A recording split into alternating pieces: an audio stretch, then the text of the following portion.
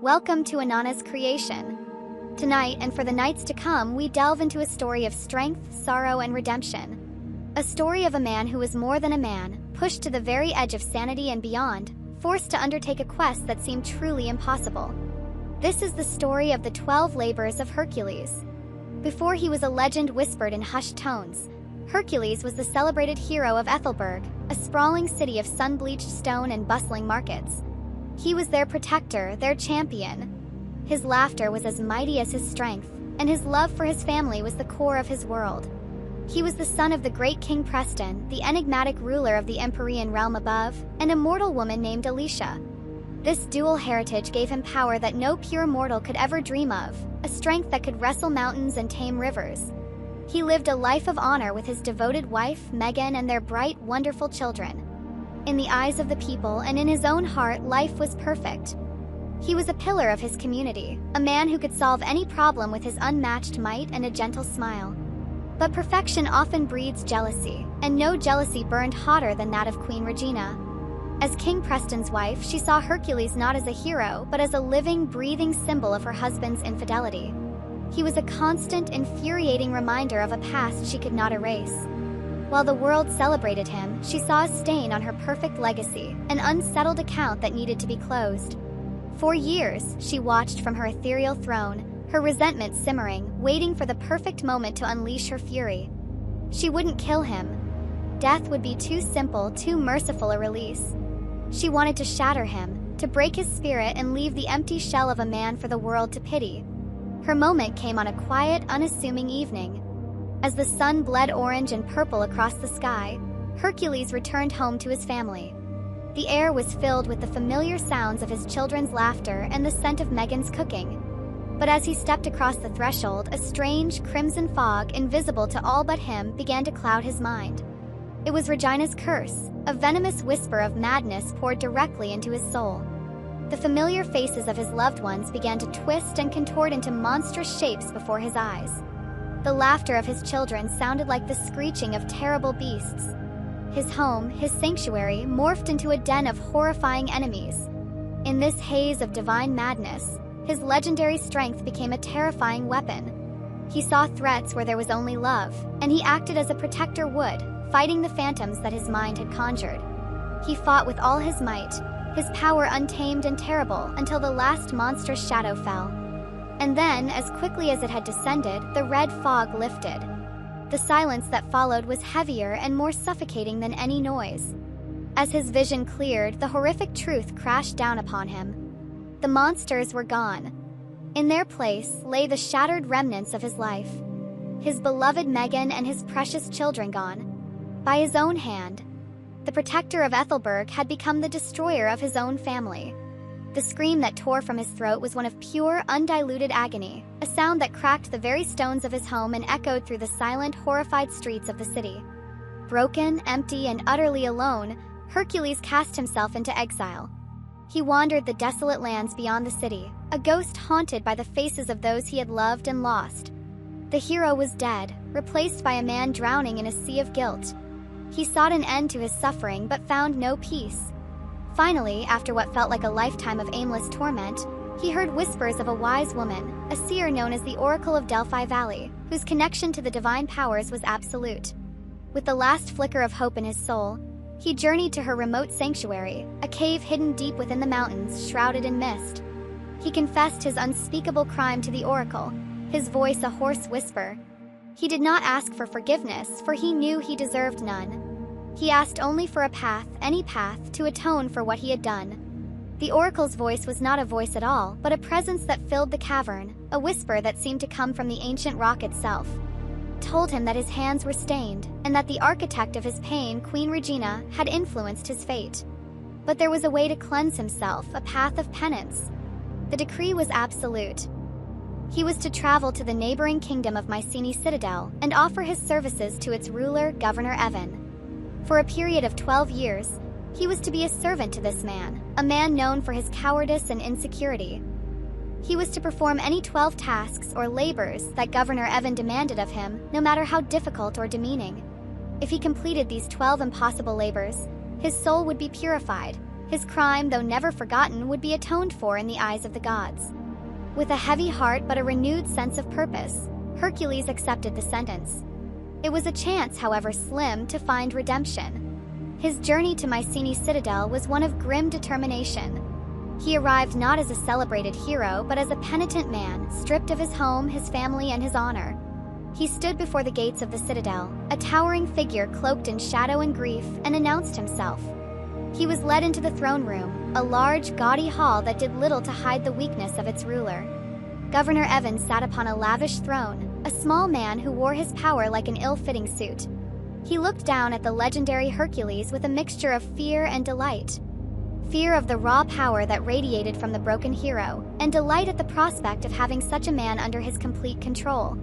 A cruel smirk played on his thin lips as he studied the figure before him. This was his chance to be greater than the great Hercules, to command the man the world adored. "So," Governor Evan began, his voice thin and reedy, "the mighty Hercules comes to serve little old me. The oracle has informed me of your situation. You are mine to command. Your path to redemption begins now. And I have been thinking of the perfect first task for you. Something truly fitting for a man of your talents." Hercules stood silent and resolute, his gaze fixed, his heart a stone in his chest. He was ready to face any beast, any monster, any challenge the world could throw at him. For in his mind, no creature could be more monstrous than the one he had become that terrible, fateful night. He would face his penance, starting with whatever impossible task this petty tyrant could devise. Governor Evan leaned forward on his throne, his eyes gleaming with malicious satisfaction. He savored the moment, drawing out the silence before passing his sentence. He wanted to see this broken giant flinch, to see a flicker of fear in the man who had never known it. "Your first labor," Evan announced, his voice echoing slightly in the cavernous hall, "is a simple matter of pest control. The lands to the north, in the desolate Nemean ravine, are being terrorized by a creature. It is a lion. But this is no ordinary beast. It is a monster born of shadow and malice. Its hide is said to be impenetrable, forged from something stronger than steel. No spear can pierce it, no sword can mark it, and arrows shatter against its golden fur like twigs. It has slaughtered every soldier and every would-be hero I have sent. It has choked our trade routes and filled my people with fear. You, Hercules, will go to the Nemean ravine and you will kill this beast. Bring me its invulnerable hide as proof of your deed." A ripple of nervous whispers went through the assembled court. This wasn't a task, it was a death sentence. Evan smiled, believing he had finally found a challenge that even Hercules could not overcome. He expected an argument, a plea, or at least a look of despair. He received none of it. Hercules stood as still as a statue carved from mountain stone. The governor's words washed over him, but he felt no fear. Fear was a luxury for men who had something left to lose. He had only guilt, and this labor was but the first step on a long road of penance. He gave a single, slow nod of acceptance. His voice, when he finally spoke, was low and steady, a rumble of gravel and grief. "It will be done." The quiet, unwavering acceptance seemed to unnerve Governor Evan more than any outburst would have. Without another word, Hercules turned and walked from the throne room, his heavy footsteps the only sound. He did not ask for supplies, for weapons, or for armor. He knew, from the governor's own description, that such tools would be utterly useless. His only weapons would be the ones he was born with, his mind and the devastating strength that had already cost him everything. His journey north was a solitary one. He traveled through the fertile lands of Mycenae Citadel, past farms and villages where people stopped and stared at the legendary figure, whispering his name in awe and pity. He paid them no mind. His world had shrunk to a single point of focus, the task ahead. As he traveled, the landscape began to change, mirroring the desolation in his own soul. Green fields gave way to cracked, barren earth. Trees became gnarled and leafless skeletons clawing at a pale, empty sky. This was the approach to the Nemean ravine. He came upon a small, wind-swept village on the very edge of the blighted lands. It was a place gripped by fear. Doors were barred, windows were shuttered, and a tense silence hung in the air, broken only by the whistling wind. An old shepherd, his face a roadmap of wrinkles and worry, was the only one brave enough to speak with him. "You're him, aren't you?" the old man rasped, his eyes wide. "The hero from Ethelberg." They say you've come to hunt the beast." Hercules simply nodded. "Many have tried," the shepherd continued, shaking his head. "Brave men with sharp spears and gleaming swords. The ravine swallowed them whole. Creature, it cannot be killed. Its roar sounds like the mountain breaking apart. Its claws can shred solid rock. Turn back, hero. There is no shame in it. This is a task for no mortal man." "I am not here for glory," Hercules replied, his voice soft but firm. "Where is its lair?" Seeing the unshakable resolve in his eyes, the old man sighed and pointed a trembling finger towards a dark cleft in the distant mountains. "It lives in the caves deep within the ravine. No one who has gone in has ever come out. May the gods have mercy on your soul." Hercules thanked the man and continued his journey, entering the gaping maw of the Nemean ravine. The air immediately grew colder. The silence here was different. It was a heavy, predatory silence. The ground was littered with the splintered remains of wagons and the sun-bleached bones of livestock. In the rock walls on either side of him, he saw deep gouges, as if a giant had raked its steel nails across the stone. He was walking into the monster's den. For 2 days he tracked the beast, following its massive paw prints deeper into the winding canyons. He ate little and slept less, his senses on high alert. He was not just a brute, he was a hunter. He studied the terrain, noting the narrow passages and the sheer cliffs. On the evening of the second day, he found it, a dark, gaping cave mouth set into the base of a cliff, a faint, musky odor of predator hanging in the air around it. As he observed the lair from a distance, he noticed something crucial. Further down the cliff face, hidden behind a curtain of withered vines, was a second, smaller opening. The lair had 2 entrances. A direct assault would be foolish. The beast could ambush him or simply escape through the other exit. A plan began to form in his mind, one that relied on strategy before strength. Working through the fading light of dusk, Hercules began his preparations. He went to the smaller of the 2 openings and, with his phenomenal power, began to tear massive boulders from the canyon floor. Grunting with the strain, each muscle in his body screaming, he lifted and pushed the colossal stones, piling them one on top of the other until the second entrance was completely and irrevocably sealed. Now there was only one way in and one way out. He had turned the beast's den into a trap. With his preparations complete, he stood before the main entrance. He took a deep breath, the cold, dusty air filling his lungs, and let out a defiant roar of his own, a challenge that echoed through the desolate canyon. For a long moment, there was only silence. Then, from the deep darkness of the cave, came an answering growl. It was a low, rumbling sound that vibrated through the ground beneath his feet, a sound of pure, ancient rage.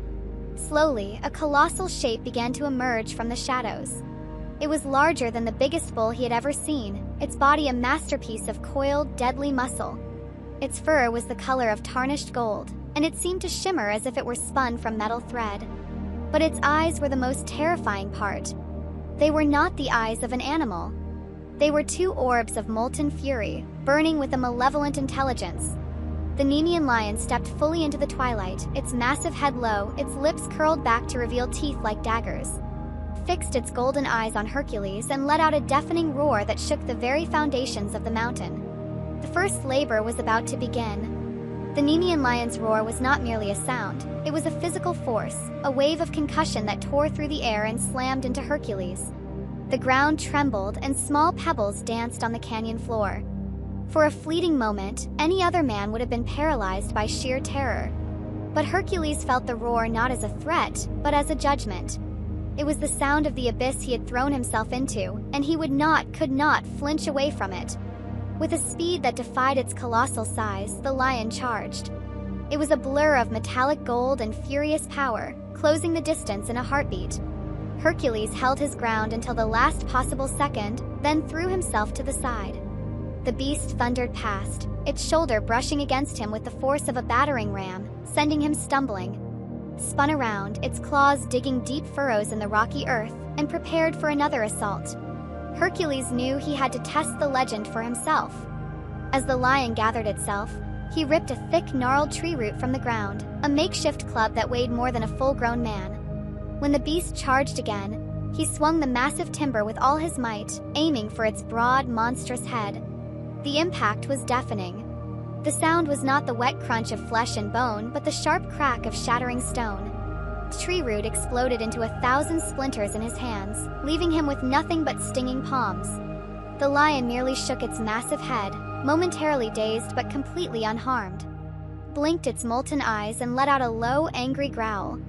The hide was truly impenetrable. His mind raced.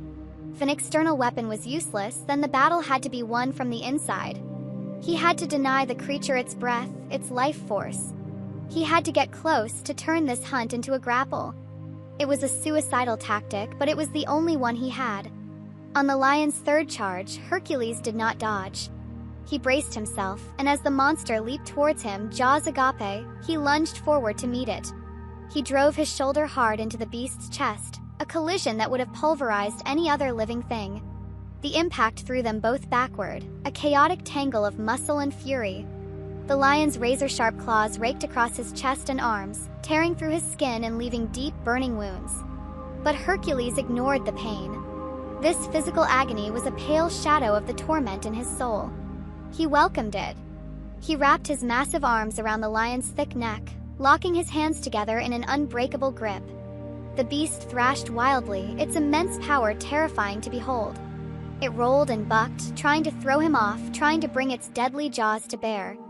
They crashed against the rock wall of the canyon, the impact jarring Hercules' teeth, but he did not let go.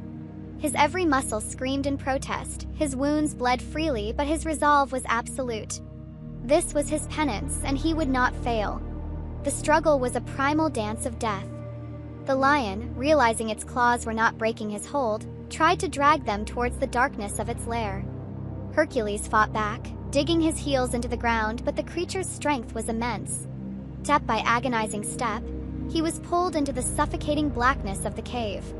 Away from the twilight, the battle descended into a blind, sensory chaos. He could only feel the beast's hot, ragged breath on his face, the frantic pounding of its heart against his chest, and the desperate scrabbling of its claws. He tightened his grip. He poured all of his sorrow, all of his guilt, and all of his legendary strength into that one final act. It was no longer a chokehold. It was a fusion of two powerful bodies, one fighting for life, the other wrestling for redemption. The lion's powerful struggles began to weaken. The furious roars became choked, gurgling gasps. Thrashing limbs slowed. Hercules held on, his eyes shut tight, his face a mask of grim determination, until he felt the last shudder of life leave the colossal body. And then silence. A profound, echoing silence that was deeper and more complete than the one that had haunted his home on that terrible night. Slowly, painfully, he released his grip. The monstrous creature slumped to the cave floor, its golden eyes now dull and lifeless. He had done it. First labor was complete. Exhausted and bleeding, Hercules slumped against the cave wall. For a long while, he simply sat there in the darkness, the dead beast at his feet, listening to the sound of his own ragged breathing. But the task was not finished. He needed to bring the hide to Governor Evan. He rose to his feet and dragged the immense carcass out of the cave and into the fading light. Now a new problem presented itself. He took a sharp shard of rock and tried to cut the skin. The rock scraped uselessly against the golden fur. He tried the sharpest edge he could find, but nothing could pierce the hide. It was as invulnerable in death as it had been in life. He sat, perplexed, looking at the creature. How could he skin it? Then his eyes fell upon the lion's own massive claws, still stained with his own blood. They were curved like sickles and honed to a razor's edge. The only tool in the world sharp enough to cut the Nemean lion's hide was the Nemean lion itself. With painstaking effort, he used one of the creature's own claws to carefully slice into the pelt. It worked. The magical hide parted under the pressure of its own weapon.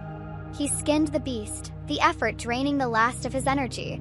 He then hoisted the immense, impossibly heavy pelt onto his shoulders. It was more than a trophy. It was a cloak of sorrow and a symbol of his first step toward atonement. His return journey to Mycenae's citadel was a grim spectacle. The sight of the towering, blood-streaked man wearing the skin of the mythical monster sent villagers fleeing in terror. He walked without stopping, driven by a cold sense of duty. When he finally reached the gates of the citadel, the guards cried out in alarm, their faces a mixture of terror and disbelief. Hercules walked past them into the main courtyard and, with a final surge of strength, unslung the massive hide from his shoulders. It landed on the stone tiles with a heavy, definitive thud. High above, on a marble balcony, Governor Evan had been watching his approach. The governor's face was pale. The smug, cruel smile was gone, replaced by a look of utter shock and raw, undiluted fury. He had sent Hercules to his death, but the hero had returned, not only alive but victorious. He had not solved a problem. He had created a much larger one. He now had a man who could not be killed in his service, a living legend bound to him by a divine decree, and 11 more impossible tasks yet to devise. Governor Evan stared down from his balcony into the courtyard, his knuckles white as he gripped the marble railing. The whispers of his courtiers were like the hissing of snakes. They were not whispers of fear for the fallen beast, but of awe for the man who had slain it. In a single act, Hercules had not only completed an impossible task but had also exposed the governor's own powerlessness. Evan's cruel satisfaction had curdled into a potent mix of humiliation and stark terror. He had to break this man, and his next task had to be something from which there was no return. He stormed back into his throne room, his face a thunderous mask. "He lives," Evan seethed to his closest advisor, a sly, thin man named Silas. "He walks back into my city wearing that cursed beast as a cloak and makes a mockery of my authority." Silas, ever the opportunist, leaned in close, his voice a conspiratorial whisper. "Then the next labor must not be a test of strength, Your Excellency. Strength can be overcome. We must give him a task that fights back with poison and despair. A challenge that multiplies in its deadliness. Send him to the swamps of Lerna." A slow, venomous smile spread across Governor Evan's face. He knew the legends. Lerna was a festering wound on the land, a place of death and decay. And at its heart lived a creature born from nightmares. He ascended his throne and called for Hercules to be brought before him. When Hercules entered, still stained with the grime of his journey, he wore the golden lion hide draped over his shoulders. It was a mark of his victory, but it only served to fuel the governor's rage. "You have succeeded in your first task," Evan spat, his voice dripping with contempt. "But do not let it go to your head. Your penance is far from over. Your second labor will take you to the fetid swamps of Lerna. There, in the black water, dwells the Hydra. It is a serpent of unnatural size with 9 heads. Its breath is a deadly poison that can kill a man from 100 paces. But its true power lies in this: should you manage to cut off one of its heads, 2 more will grow in its place.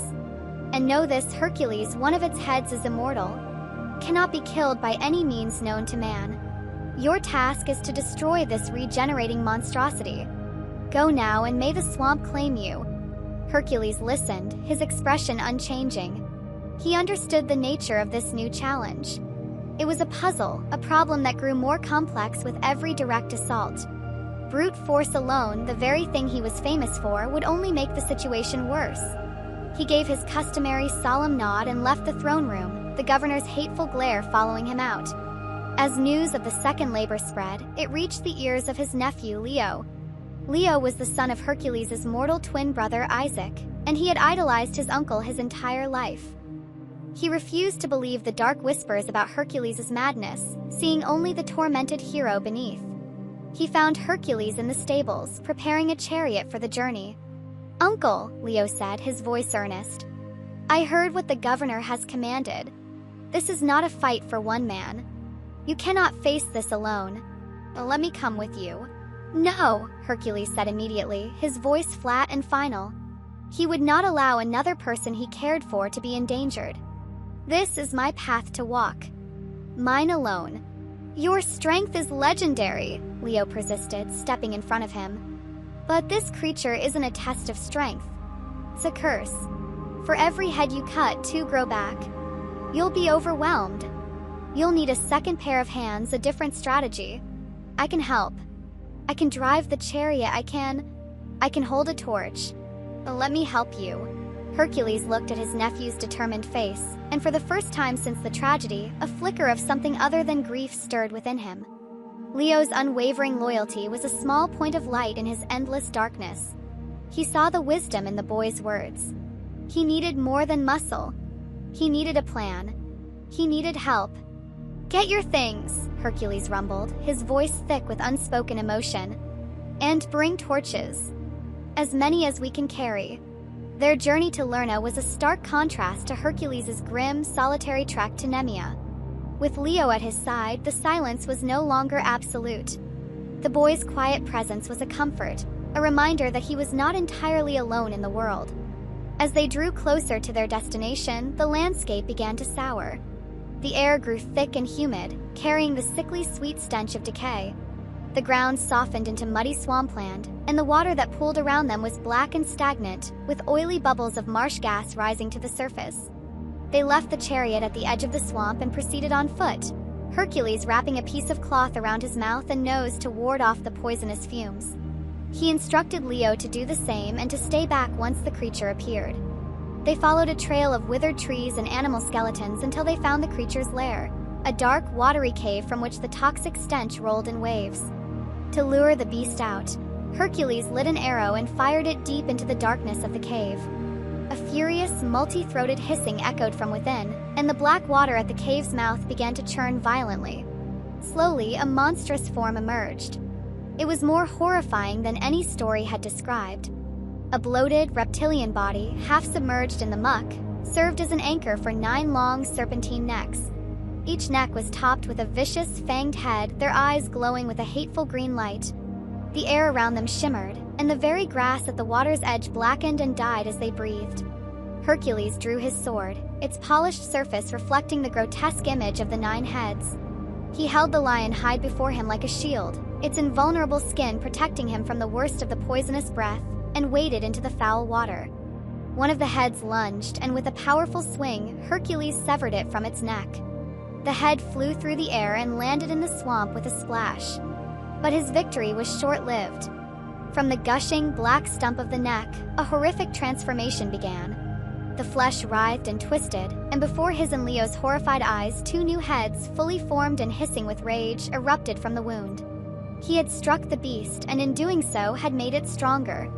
He now faced not 9 heads, but 10. He was trapped in the heart of the poisonous swamp, facing a foe that healed from its wounds more powerful than before, with his young nephew watching on, his face pale with terror. Hercules stood waist-deep in the foul, black water of the Lerna swamp, the 10 heads of the Hydra lashing out at him in a chaotic frenzy. For every head he had severed, 2 had sprung forth, a grotesque mockery of his efforts. The air was thick with poisonous vapor, and the constant hissing was a disorienting wall of sound. He parried a snapping jaw with his sword and sidestepped another lunge, the creature's fangs grazing the impenetrable lion hide on his back. He was not just fighting a monster, he was fighting a mathematical certainty. His strength was no longer an asset, it was a liability, actively making his enemy more powerful. Desperation, an emotion he thought he had buried, began to claw at the edges of his resolve. In a desperate act of defense against 3 heads striking at once, he swung his blade in a wide, horizontal arc, cleaving another neck. He watched in grim horror as the stump writhed, and 2 new heads erupted with furious hisses. 11. He was now facing 11 heads, and he was beginning to tire. Poison in the air was seeping into his lungs, and the sheer number of targets was becoming impossible to track. From the relative safety of the swamp's edge, Leo watched, his heart pounding with fear. He saw his uncle, the strongest man in the world, being slowly overwhelmed. He saw the futility of the fight. But he also saw the unlit torches they had brought, and a desperate hope sparked within him. His uncle had a plan. He had to. It was then that Hercules' voice, strained and hoarse, cut through the reptilian cacophony. "Leo! The torches! Bring the fire now!" Command shattered Leo's paralysis. He grabbed one of the thick, oil-soaked torches and used a flint and steel to strike a spark. As the flame caught and blossomed into a bright, roaring light, he didn't hesitate.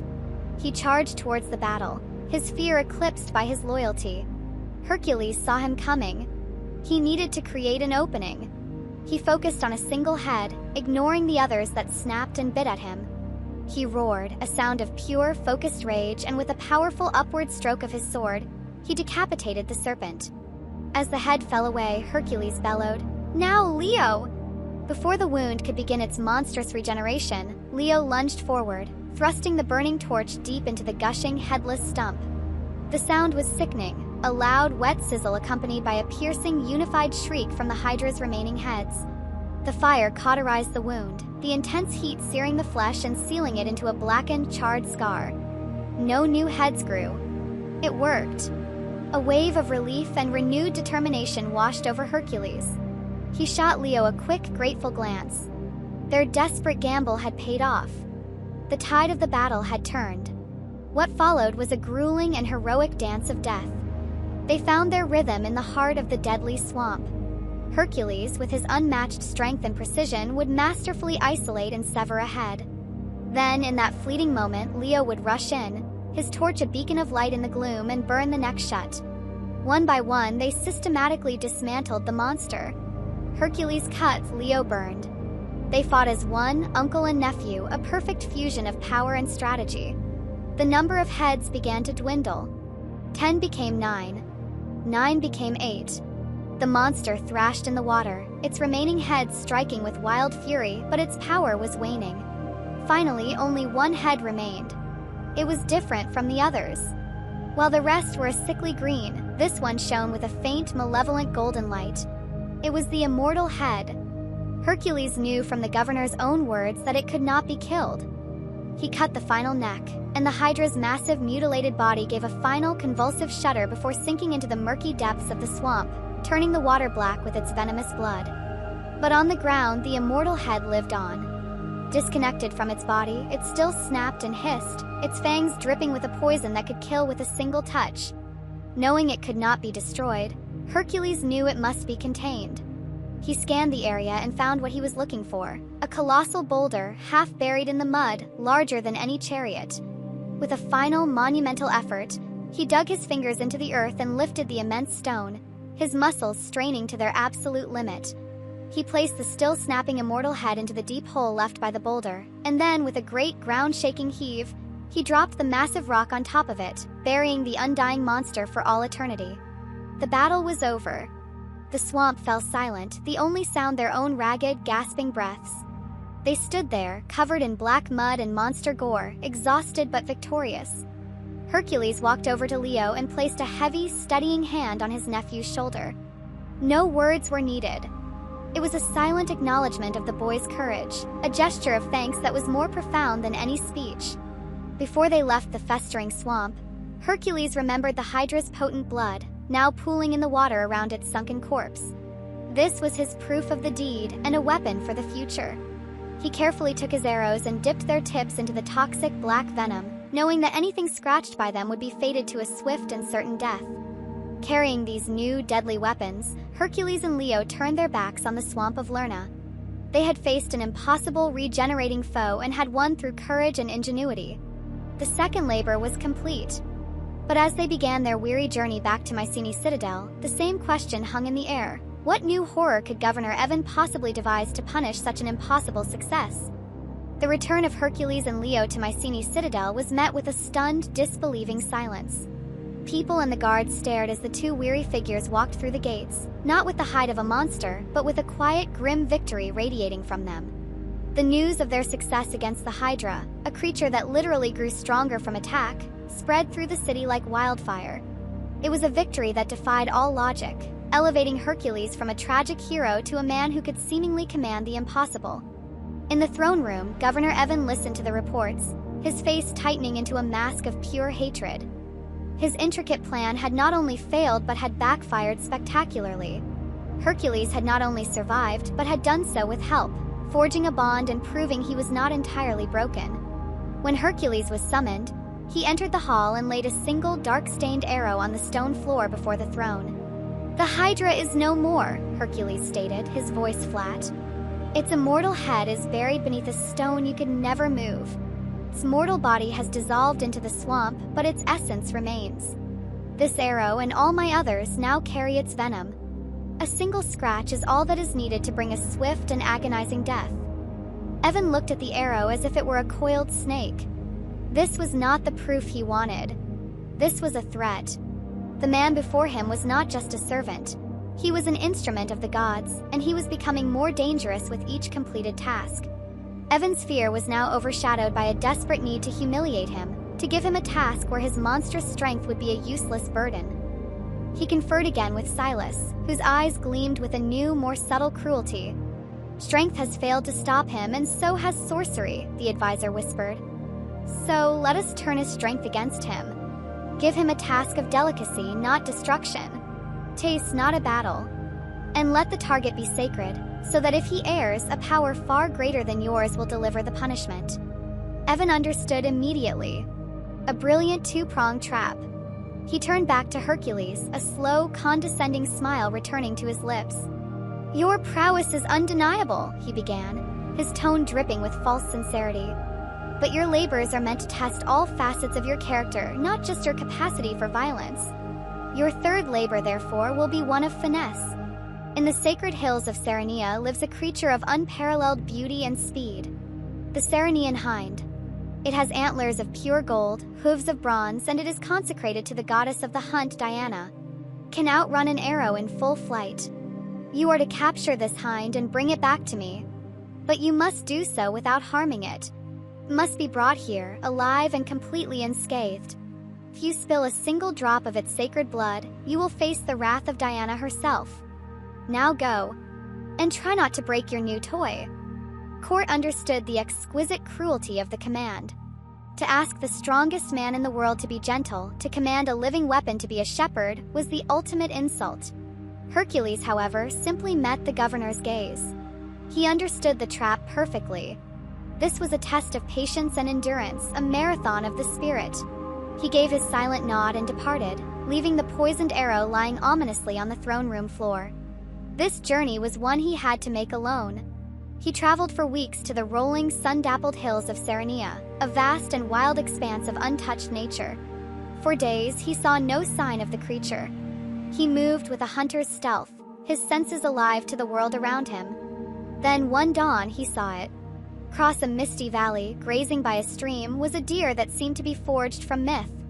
Its antlers glittered like solid gold in the morning sun, and its bronze hooves seemed to barely touch the earth. It was breathtaking. But as he took a single soft step forward, its head shot up. In a flash of light and motion, it was gone, vanishing into the forest. The chase had begun. Days turned into weeks, and weeks into months. Hercules pursued the hind relentlessly. It was a grueling, frustrating ordeal. He would get close enough to see the gleam of its antlers, only for it to leap away with impossible speed. He chased it through the scorching heat of a long summer, his body lean and hardened by the constant pursuit. He followed it as the leaves turned gold and crimson in the autumn, learning its patterns, its watering holes, its favored paths. The world shrank until it contained only him and the fleeting glimpse of gold ahead. Winter came, blanketing the land in deep, silent snow. Still, the chase continued. The bronze hooves left sharp, clear tracks that he followed without rest. This year-long pursuit became a kind of meditation. Constant motion, the singular focus, burned away the noise in his mind. He was no longer a broken hero or a penitent killer. He was a hunter, a primal force of nature in pursuit of another. His grief and guilt were fuel, pushing his body far beyond the limits of any mortal endurance. He was in a state of grace, a perfect union of purpose and action. Finally, after a full year had passed, as the snows began to melt with the promise of spring, he sensed a change. The hind's pace was slightly slower, its leaps not quite as vast. Even a divine creature had its limits. The chase led them north, towards the frigid highlands, until the hind reached the banks of the wide, fast-flowing Ladin River. For a moment, it was cornered, pausing to drink from the icy water, its sides heaving with exhaustion. This was his chance. Might be his only chance. He knew he couldn't grab it, it was still too fast. He needed to immobilize it, but without causing a fatal or sacrilegious wound. His eyes fell to the quiver on his back. The hydra-poisoned arrows. It was an immense risk, but it was the only way. He carefully drew an arrow, his mind racing. He had to be perfect. Not in the heart, not in the body. A wound just deep enough to cripple its run, but shallow enough to be healed. A shot that threaded the needle between success and divine retribution. He raised his bow, the silence of the wilderness absolute. The golden hind raised its head, its intelligent eyes meeting his across the clearing. Hercules drew the bowstring back to his cheek, the venomous black tip of the arrow aimed squarely at the creature's slender leg. Everything, a year of pursuit, the entire labor, his very fate, rested on this single perfect shot. The world seemed to hold its breath. Hercules' fingers, steady as sculpted stone, released the bowstring. The arrow, tipped with the hydra's venom, flew with a sound like a deadly whisper. It did not fly towards the creature's heart or neck, but on a lower, more precise trajectory. The Ceryneian hind, poised for flight, could not evade the perfectly aimed shot. The arrow struck its rear leg with a sharp thud. It was not a killing blow, nor was it meant to be. With masterful precision that defied belief, Hercules had managed to pin the tendons of both hind legs together, the arrow shaft acting as a shackle. A cry of pain and surprise, a sound like silver bells shattering, echoed through the clearing. The hind stumbled and fell, its legendary speed broken. It struggled to rise, but the numbing poison and the expertly placed arrow held it fast. The year-long chase was over. Hercules laid down his bow and slowly approached the fallen creature. There was no triumph in his posture, only a deep-seated weariness and a profound respect for the magnificent animal he had been forced to harm. It looked at him with large, intelligent eyes that held fear, but also a strange, wild dignity. He knelt beside it, speaking in a low, soothing voice. "Forgive me," he murmured. "This is not an act of malice, but of penance." He carefully and gently worked the arrow free, the wound a clean puncture that was already beginning to clot. He knew the hydra's venom was potent, but hoped the small dose and the hind's divine nature would prevent a fatal outcome. With the utmost care, he lifted the creature onto his broad shoulders. It was surprisingly light, yet thrummed with a dense, powerful energy. As he stood, ready to begin the long journey back, the atmosphere in the forest suddenly changed. The sunlight dimmed as if behind a sudden eclipse, the air grew sharp and cold, and a shimmering silver light filtered through the trees. Two figures materialized before him, seemingly woven from the light itself. On the right was a young man of impossible beauty, his hair like spun gold, carrying a silver bow. His eyes held the sharp, knowing intensity of a hawk. On the left was a woman who was his perfect twin, her silver hair braided with moonlight, her movements possessing the fluid grace of a hunting cat. Her eyes, like two silver moons, were fixed on Hercules, blazing with a cold, divine fury. Hercules knew at once who they were. Apollo, the archer god, and his twin sister Diana, the goddess of the hunt. "Mortal," Diana's voice was not loud, but it resonated in his very bones, as cold and sharp as a shard of ice. "You have dared to lay hands on my sacred hind. You have pierced its flesh and spilled its blood upon this ground. That is an act of sacrilege. For this, your life is forfeit." Apollo raised his own bow, its string glowing with a soft, deadly light. "You have used the hunter's tool to profane the hunter's sacred beast," he added, his voice a perfect, chilling harmony with his sister's. "There is no forgiveness for such a crime." Hercules knew he could not fight two powerful gods. To even try would be madness. His only weapon was the truth. He carefully lowered the hind to the ground, placing himself between it and the deities, and then bowed his head in respect, but not in submission. "Great Diana, mighty Apollo," he began, his voice steady and clear. "I do not deny what I have done, but I ask that you understand the reason. I am Hercules. I do not hunt for sport or for glory. I am bound by the oracle's decree to serve Governor Evan of Mycenae for 12 years, to atone for a terrible sin that was not of my own making. He commanded me to bring him this hind, alive and unharmed. He set this task knowing I would likely fail, or succeed only by angering you. I have spent a full year in pursuit, and took the only action I could to capture it without killing it. My shot was meant to disable, not to destroy. My quest is one of penance, and I swear upon my honor that once I have shown the creature to the governor, I will return it to these wilds, to your protection." He spoke with a raw, desperate honesty. He laid his entire fate bare before them, hiding nothing. Twin gods listened, their expressions unreadable. They were deities. They could feel the crushing weight of guilt that Hercules carried, and they could sense the truth in his words. They saw that this was not the act of a boastful poacher, but of a tormented man trapped by fate and the cruelty of lesser men. Diana's cold fury subsided, replaced by a grudging respect. She saw the nearly impossible skill it had taken to wound the hind so precisely, and the honor in his explanation. She lowered her bow. "You speak the truth," she declared, her voice losing some of its icy edge. "Your atonement is a matter known to the gods. We will permit you to complete this labor. Take the hind to your cowardly governor. Show him that you have succeeded where he wished you to fail. But you are now bound by a new oath, Hercules. An oath to me. You will ensure no further harm comes to this creature, and you will see it set free. If you fail in this, my arrows will find you no matter where you hide." With that final solemn warning, the two gods dissolved back into the silver light, and the forest returned to normal. Hercules was left alone, the weight of a goddess's vow now added to his burdens. He gently lifted the hind once more and began the long walk back to Mycenae. The journey was slow as he took care to tend to the creature's wound. When he finally arrived at the citadel, a gasp of astonishment rippled through the populace. The sight of their hero, carrying the living, breathing creature of myth on his shoulders, was more miraculous than any feat that had come before. He walked straight into the throne room, past the stunned guards, and gently set the Ceryneian hind down on the polished floor. It stood, favoring one leg, its golden antlers gleaming in the torchlight. He had done it. He had completed the third, most delicate labor. Governor Evans stared, his mouth agape. His perfectly laid trap, a year in the making, had been elegantly dismantled. All his cunning, all his malice had amounted to nothing. His face, a mask of utter disbelief, began to twist and purple with a fresh wave of sputtering, impotent rage. He had been publicly outwitted and defied once again, and now, he had to devise a fourth labor for the hero who simply refused to fail. Governor Evan watched as Hercules walked from the throne room, the living myth of the Ceryneian hind following him with a gentle, trusting gait. The doors closed, and the governor's composure shattered. With a scream of pure frustration, he swept a golden chalice and a stack of royal decrees from a nearby table, sending them clattering across the marble floor. His elaborate, year-long trap had not only failed but had concluded with his own authority being casually overridden by the divine command of a goddess.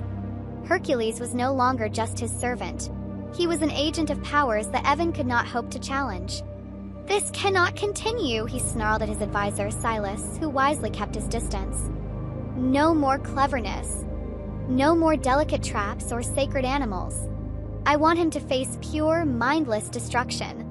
I want a task that will unleash so much chaos that the people will curse his name for the collateral damage. Find me a monster. Find me a wrecking ball of flesh and fury." Silas, ever prepared for the governor's moods, had an answer ready. "Then we send him to the peaks of Mount Erymanthus, Your Excellency. The farmlands and villages on its slopes live in terror of a creature they call the Great Boar. It is no mere animal. It is a beast of nightmare, the size of a bull, with tusks like sharpened swords and a hide as thick as an oak tree. It lives only to destroy. Flattens orchards, demolishes homes, and gores any living thing that crosses its path. It is chaos given form." A cruel light entered Evan's eyes. "Excellent. That is the task. But killing it is too simple a release for Hercules. He will capture it. He will capture that whirlwind of death and bring it back here alive." Shortly after Hercules returned from the wilds, having fulfilled his oath to Diana by setting the hind free, he was summoned back to the throne room. Evan sat with a renewed, vicious confidence. "Your skill in handling delicate creatures is noted," the governor began, his voice thick with sarcasm. "So for your fourth labor, you will again capture a beast. This one, however, is less refined. The Erymanthian boar is laying waste to the Arcadian countryside. You will go there, subdue this engine of destruction, and bring it back to me, alive and squealing. Try to be as gentle with it as you were with the last one." Hercules met the command with his usual stoic silence. He understood the governor's intent. To capture a creature of pure rage was a task designed to maim or kill the captor. He accepted the challenge with a nod and prepared for another journey into the wild. His path to Mount Erymanthus led him through rugged, windswept foothills. As he neared the blighted region, he sought shelter with an old friend, a reclusive but wise man named Philo who lived in a secluded cave. Philo greeted him warmly, sharing his food and wine. "I have heard the stories of your labors, old friend," Philo said, his face etched with concern. "But this boar is a different matter. It is a force of nature, with no thought in its head but rage. Be wary." He then lowered his voice. "And it is not the only danger in these mountains. The high passes are the territory of the centaurs, a wild, volatile tribe of men, quick to anger and fiercely territorial. They have grown bolder lately. Be careful they do not see you as a trespasser." Hercules thanked his friend for the warning, and the next morning began his hunt. The trail of the boar was tragically easy to follow. It was a wide scar of utter devastation carved through the landscape. Splintered olive trees, deep furrows plowed through fields, and the ruins of what were once shepherds' huts. He knew that facing such a creature on open ground would be suicide. Charge would be unstoppable. He needed to use the terrain to his advantage. His gaze turned upward, towards the snow-capped peaks of the mountain. That was the key. He finally caught sight of the beast in a high meadow. It was more monstrous than the stories had claimed. It was a mountain of dark, bristling hair and muscle, its tusks yellowed and caked with dried blood, its small red eyes burning with insane fury. It was busy uprooting a massive pine tree, tossing it aside as if it were a twig. Hercules did not engage. Instead, he drew his sword and slammed its flat edge against the lion hide he wore on his back, creating a loud, booming clang. The sound startled the boar, which let out an earth-shaking snort of rage and charged towards the noise. This began a different kind of chase.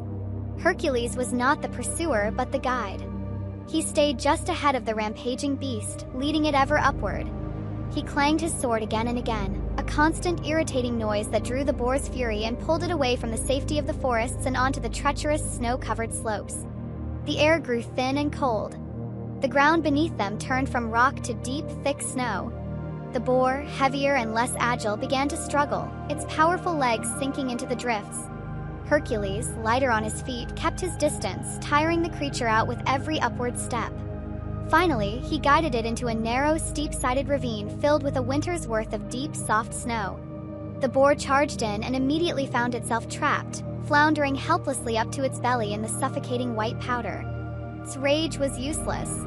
Could not build momentum to charge, and every struggle only served to bury it deeper. Now Hercules moved in. He dodged the desperate swings of its massive head and, with his immense strength, wrestled the beast into submission. After a titanic struggle, he managed to bind its legs with a thick chain he had carried for this purpose. He had done it. Heaving the massive, thrashing creature onto his shoulders was a feat that defied the laws of nature. The sheer weight was immense, but Hercules' guilt and determination were stronger. He began the slow, treacherous descent from the snowy peak, his captive secured. As he reached the bottom of the mountain pass, weary but successful, he found his path blocked. A crowd of rough, wild-looking men had gathered, armed with clubs and crude bows. Their faces were grim, their stances aggressive. It was the centaur tribe his friend Philo had warned him about, and their formidable chieftain stood at their head, his eyes fixed on Hercules with a cold, challenging glare. He had captured the monster, only to find himself cornered by men. The centaur chieftain took a heavy step forward, his crude club held tight in his fist. His followers fanned out, forming a grim, living wall across the mountain pass. They were hard men of the mountain, their faces weathered, their eyes holding a fierce, territorial glint. Hercules stood before them, the immense weight of the struggling Erymanthian boar on his shoulders, his muscles burning with fatigue from the grueling capture. He was in no condition for another fight, especially not against a whole tribe. "Trespasser," the chieftain's voice was a low growl like stones grinding together. "You have disturbed the mountain's peace. You have captured its spirit of rage. Release it now and leave our lands, or you will be buried in them." Hercules shifted the boar's weight, his mind racing. He could not release the beast. It would rampage through the centaurs and continue its destruction of the lowlands. But he could not fight them while carrying a monster on his back. "I mean you no harm," Hercules said, his voice calm and steady despite his exhaustion. "This is my task, ordained by the gods. Stand aside and let me pass." The centaurs only gripped their weapons tighter, their expressions hardening. The standoff was a spark hovering over dry tinder. Just as blades were about to be drawn, a familiar voice called out. "Hold! Hold, I say." It was Hercules' friend, Philo, hurrying from his cave, his face a mask of anxiety. He stood between the two opposing forces, his hands raised in a gesture of peace. "Chiron," Philo said, addressing the chieftain. "This is the hero Hercules. His quarrel is not with you. And Hercules, these men are merely protectors of their ancestral home." To placate the volatile centaurs, Philo offered a gesture of goodwill. "Let us not shed blood. I have a cask of my finest, oldest wine. Let us share it and speak of this as friends." For a moment, it seemed to work. The chieftain, Chiron, grunted his assent, his eyes lighting up at the mention of wine. Hercules, seeing a chance to de-escalate, carefully lowered the boar from his shoulders and, with a powerful heave, securely chained it to a massive, deep-rooted oak tree. The centaurs gathered around as Philo broached the cask. The rich, dark wine flowed freely, and the tense atmosphere began to soften. But Philo had underestimated their wild nature. The wine, far from calming them, ignited their volatile tempers. What began as boisterous celebration quickly devolved into drunken arguments. Two centaurs began to brawl over a perceived insult. Their fight pulled others in, and within minutes the entire tribe was a chaotic, swirling melee of flailing fists and shouted curses. The drunken brawl turned destructive. They smashed Philo's meager possessions, turning over his tables and shattering his pottery. When one of the centaurs raised a club to strike the old man for trying to intervene, Hercules knew he could no longer stand by. He moved with lightning speed, disarming the attacker and throwing him into a thicket of bushes. That moment, the entire drunken rage of the tribe turned on him. They swarmed him, a wave of furious, intoxicated warriors. Hercules fought with restraint, his open hands and powerful shoves intended to subdue, not to kill. He broke their clubs, disarmed them, and threw them aside, but for every one he pushed back, two more took his place. They were a mindless, angry mob, and his restraint was being mistaken for weakness. A heavy stone struck him in the side, and the sharp edge of a club opened a gash on his forehead. Cornered, bleeding, and with his friend's life in danger, he knew with a heavy heart that he had no other choice. With a roar of frustration, he leaped back and drew his bow. He knocked one of the black-tipped arrows, a weapon he had reserved only for monsters. He aimed not to kill, but to wound, to frighten them into submission. He let the arrow fly, and it grazed a charging centaur's shoulder. The effect was immediate and horrifying. The man screamed, not in pain from the shallow cut, but in sheer agony as the hydra's venom coursed through his veins. He collapsed, his body convulsing, dark veins appearing on his skin. The sight of their companion dying so horribly from a mere scratch shattered the centaur's drunken courage. A wave of terror washed over them. They were no longer fighting a man, they were fighting a walking plague. They screamed in fear, turned, and fled into the darkness of the forest, dragging their wounded with them. Silence descended, broken only by the groans of the dying and the angry snorting of the chained boar. Hercules stood amidst the wreckage, the bow hanging limp in his hand. This was no victory. He had been forced to turn his monstrous weapons on men, and the weight of their deaths settled upon him, another layer of guilt on his already burdened soul. With a heart as heavy as the beast on his back, he unchained the boar and once more hoisted it onto his shoulders. The triumph of the hunt was gone, replaced by the bitter taste of tragedy. His journey back to Mycenae was a somber, silent march. He did not wait for an audience. He walked straight through the citadel gates, past the terrified guards, and directly into the throne room where Governor Evan was holding court. Without a word, Hercules swung the massive, squealing, thrashing boar from his shoulders and dumped it unceremoniously onto the polished floor. Chaos erupted. The live monster, freed from his grip, began to rampage. It smashed a marble column, gored a decorative tapestry, and charged at the scattering courtiers. Governor Evan, who had dreamed of unleashing chaos upon Hercules, now found it delivered directly to his feet. He shrieked in terror and scrambled backward, trying to climb onto the back of his own throne to escape the furious beast. Hercules stood calmly in the middle of the pandemonium he had delivered, his face an unreadable mask of grim satisfaction. The fourth labor was complete. He had brought the chaos home. The throne room of Mycenae's citadel was a scene of pandemonium. Courtiers in fine silks scrambled over one another, screaming as the Erymanthian boar, a thrashing, squealing monster of pure rage, charged through their midst. Governor Evan, his face white with terror, clung desperately to the top of his own throne, his dignity completely forgotten. In the center of the chaos, standing as still and silent as the eye of a storm, was Hercules. He had fulfilled his task to the letter. He had brought the beast back alive. The resulting mayhem was not his concern. He met the governor's terrified gaze, a flicker of grim irony in his own eyes. "Your beast, Governor," Hercules said, his voice cutting cleanly through the noise. "My labor is complete." Without waiting for a reply, he turned his back on the scene and walked out of the throne room. leaving Evan to deal with the destructive consequences of his own malicious command.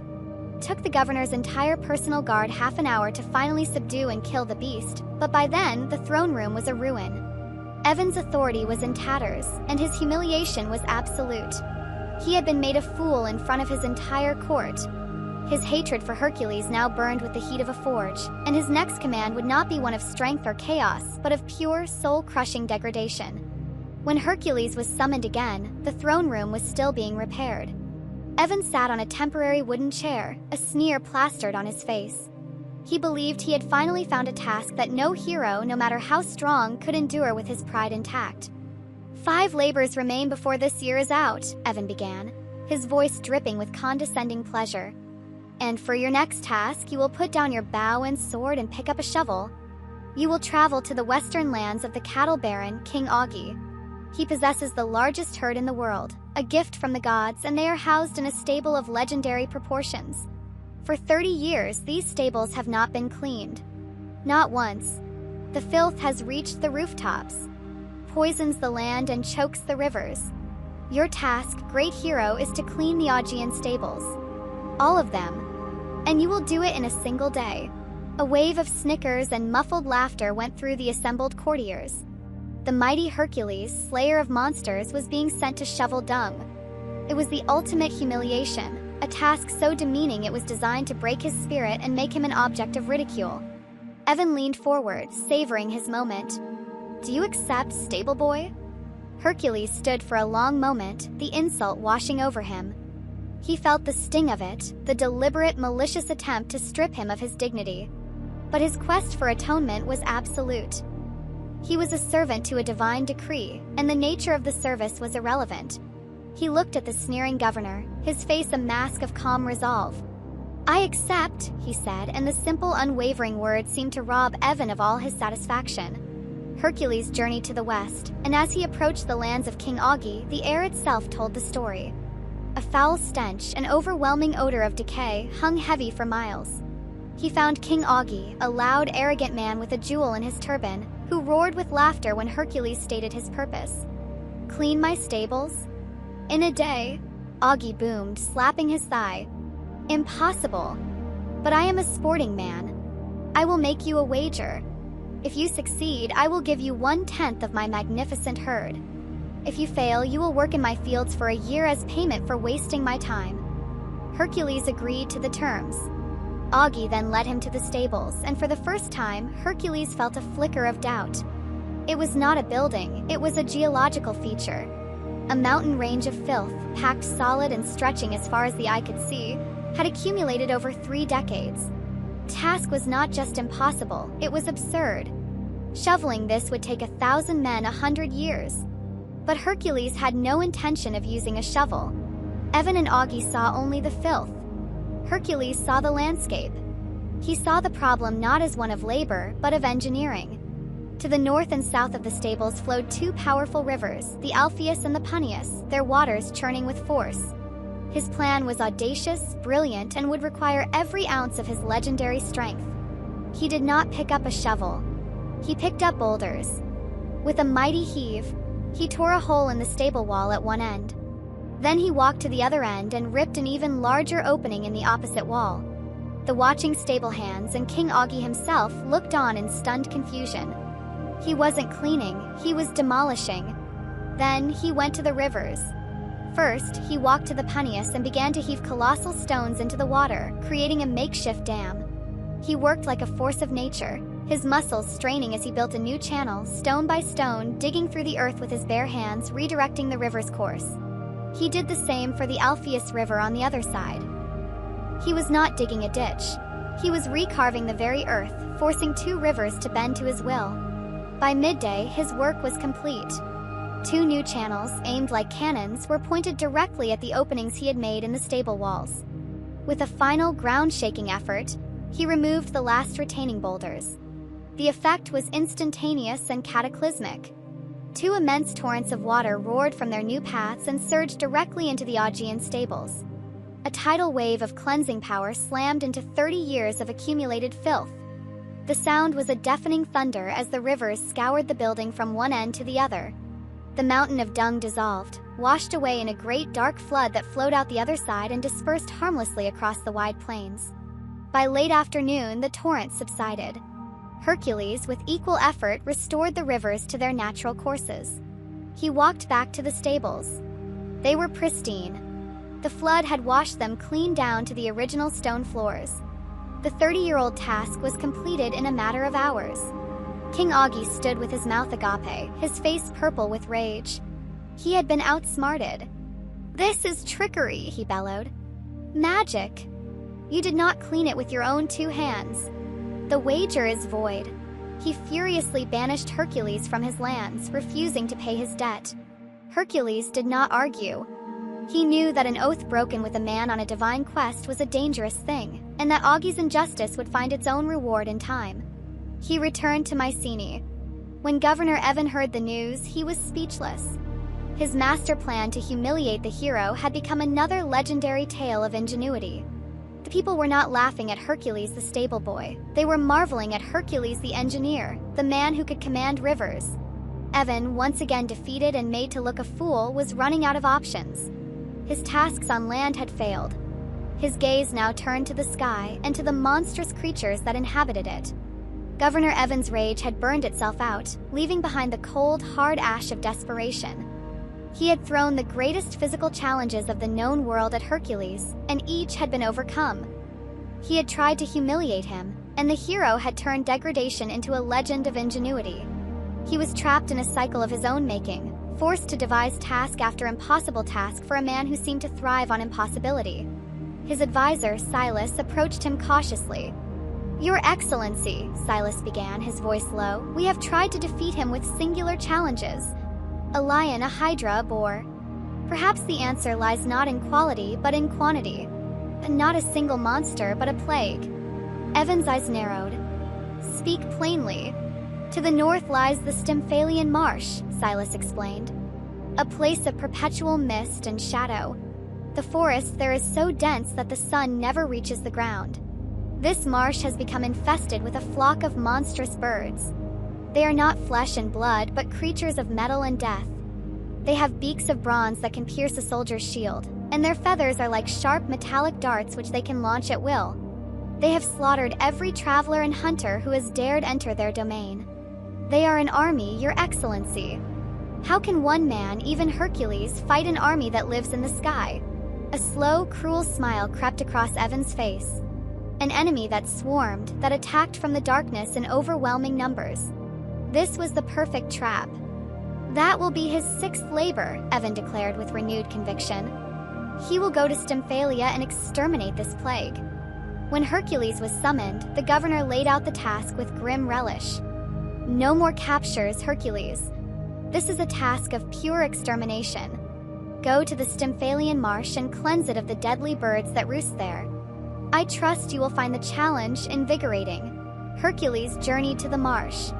The land grew dark and unwelcoming miles before he reached his destination. He found a place steeped in an unnatural silence, a thick gray mist clinging to the surface of black, stagnant water. Trees grew together into a dense, thorny canopy that plunged the forest floor into a permanent twilight. The air was heavy and cold, smelling of damp earth and something metallic like old blood. He drew his sword and took a tentative step into the oppressive woods. Instantly, the air was filled with a sharp whizzing sound. Thwump! A dart-like feather of gleaming bronze embedded itself deep into a tree trunk, inches from his face. He looked up, and in the gloom of the high branches he could see them, dozens of pairs of glowing, malevolent red eyes. He heard the rustle of metallic wings, the scrape of bronze claws on bark. Another volley of feathers shot down from the darkness. He raised the Nemean lion hide as a makeshift shield, the darts clattering uselessly against its impenetrable surface. He realized the truth instantly. To fight them in here on their terms was suicide. He would be cut to pieces by 1,000 tiny wounds from enemies he could barely even see. Frustrated, he retreated to the edge of the marsh, trying to formulate a new plan. As he stood there, a figure emerged from the mist. It was an old woman, her face deeply wrinkled, but her eyes held a sharp, startling intelligence. "You cannot fight shadows in their own darkness, son of Preston," she said, her voice surprisingly strong. A hero's strength is useless if he cannot see his foe. You must force them into the light. Hercules looked at her, stunned. And how am I to do that? Not with strength, but with sound, she replied. She held out a strange object. It was a large rattle, crafted from polished bronze, intricately carved with images of screaming faces. This was forged in the workshop of a god. Sound is anathema to creatures of darkness. Use it to drive your enemies from their sanctuary. The rest will be up to you. Before Hercules could ask another question, the old woman turned and vanished back into the mist as silently as she had appeared. Hercules looked at the bronze rattle. Seemed an absurd weapon to face an army of deadly birds. But he knew a divine gift when he saw one. He did not question it. He found a hill that overlooked the entire marsh, giving him a clear view of the sky. He took a deep breath, gripped the rattle in both hands, and began to shake it. The sound that erupted was beyond deafening. It was a discordant, soul-shaking clang, a chaotic, metallic shriek that seemed to tear at the very fabric of the air. The sound rolled across the marsh, amplified by the water, penetrating the deepest parts of the dark forest. The effect was immediate and dramatic. A wave of terrified, furious squawks rose from the trees. The birds could not stand the noise. They burst from the canopy, not in a trickle but in a single colossal wave. The sky went dark as a cloud of thousands upon thousands of bronze birds took flight, their metallic bodies glinting menacingly, their red eyes burning with panicked fury. They were a living storm of razor-sharp metal, desperate to escape the torturous sound. Hercules dropped the rattle and snatched up his bow. His enemies were finally in the open. They were vulnerable. He knocked one of his hydra-poisoned arrows and let it fly into the thickest part of the swarm. A bird shrieked as the arrow found its mark, and then it simply folded its wings and plummeted from the sky, the fast-acting venom granting it a swift death. He fired again and again and again. He didn't need to aim. The flock was so dense that every arrow struck a target. For every arrow he fired, a metallic bird fell from the sky. Seeing their numbers falling, the birds turned their fury on him. The swarm converged on his position. A storm of bronze feathers rained down upon him, 1,000 deadly darts aimed at a single man. Hercules held the lion hide over his head with one arm, the metallic hail clattering against it like a drum roll of war, while with his other hand, he continued to draw and fire, a lone bastion of defiance against an army in the sky. The sky above the Stymphalian marsh was a vortex of metallic feathers and shrieking fury. Hercules stood his ground on the hilltop, a solitary figure against a hurricane of bronze. The Nemean lion hide, held firm above his head, was a shield against the ceaseless storm of deadly darts, the constant deafening drumming a testament to the sheer volume of the assault. But he was not merely defending. With his other arm, he was a machine of relentless destruction. His bow sang, and with every note, another hydra-poisoned arrow flew into the dense flock. He did not need to aim for a vital spot. A mere scratch from the venom-laced tips was enough. He watched as bird after bird, struck by his arrows, would falter in its flight, give a final agonized squawk, and then plummet from the sky like a thrown stone. He was not just killing them. He was introducing a terrifying, invisible plague into their ranks, a death that spread with a single touch. The birds were creatures of instinct, not strategy. They could not comprehend why their flockmates were dying from wounds that should have been trivial. Their collective rage began to curdle into collective panic. The maddening, discordant clang of the divine rattle still echoed from the base of the hill, a sound that grated on their very souls, while the sight of their falling brethren filled them with a primal terror. Their sanctuary had become a death trap. Their assault faltered. The storm of feathers lessened. The leaders of the flock, those that had survived the venomous rain, let out a series of piercing cries that signaled not attack, but retreat. Their will was broken. In a great sweeping motion, the entire remaining swarm turned as one and flew east, away from the marsh, away from the unbearable noise and the silent, creeping death. They flew out over the sea, a terrified, broken army, never to return to the lands of men. Hercules lowered his bow, his arm burning with fatigue. The sky was clear. On the ground around him, the hill was covered in a gleaming, metallic carpet of the slain. He stood, panting, in the sudden, profound silence. Then, for the first time in generations, a ray of pure sunlight pierced through the gloom and touched the waters of the Stymphalian marsh. Curse was lifted. He returned to Mycenae without a trophy. He needed none. The news of his victory, of the cleansing of the cursed marsh, had already arrived, carried by grateful hunters and jubilant farmers. He had completed 6 labors. He was halfway through his penance. Governor Evan heard the news, and for the first time he felt not rage but a chilling tendril of true fear. Hercules was not just strong or lucky. He seemed unstoppable, as if fate itself were on his side.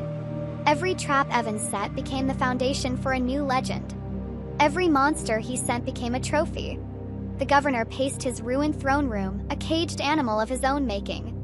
"What is left?" he hissed to Silas. "We have sent beasts of the land and plagues of the sky. We have tried to break his body, and we have tried to break his pride. Nothing works."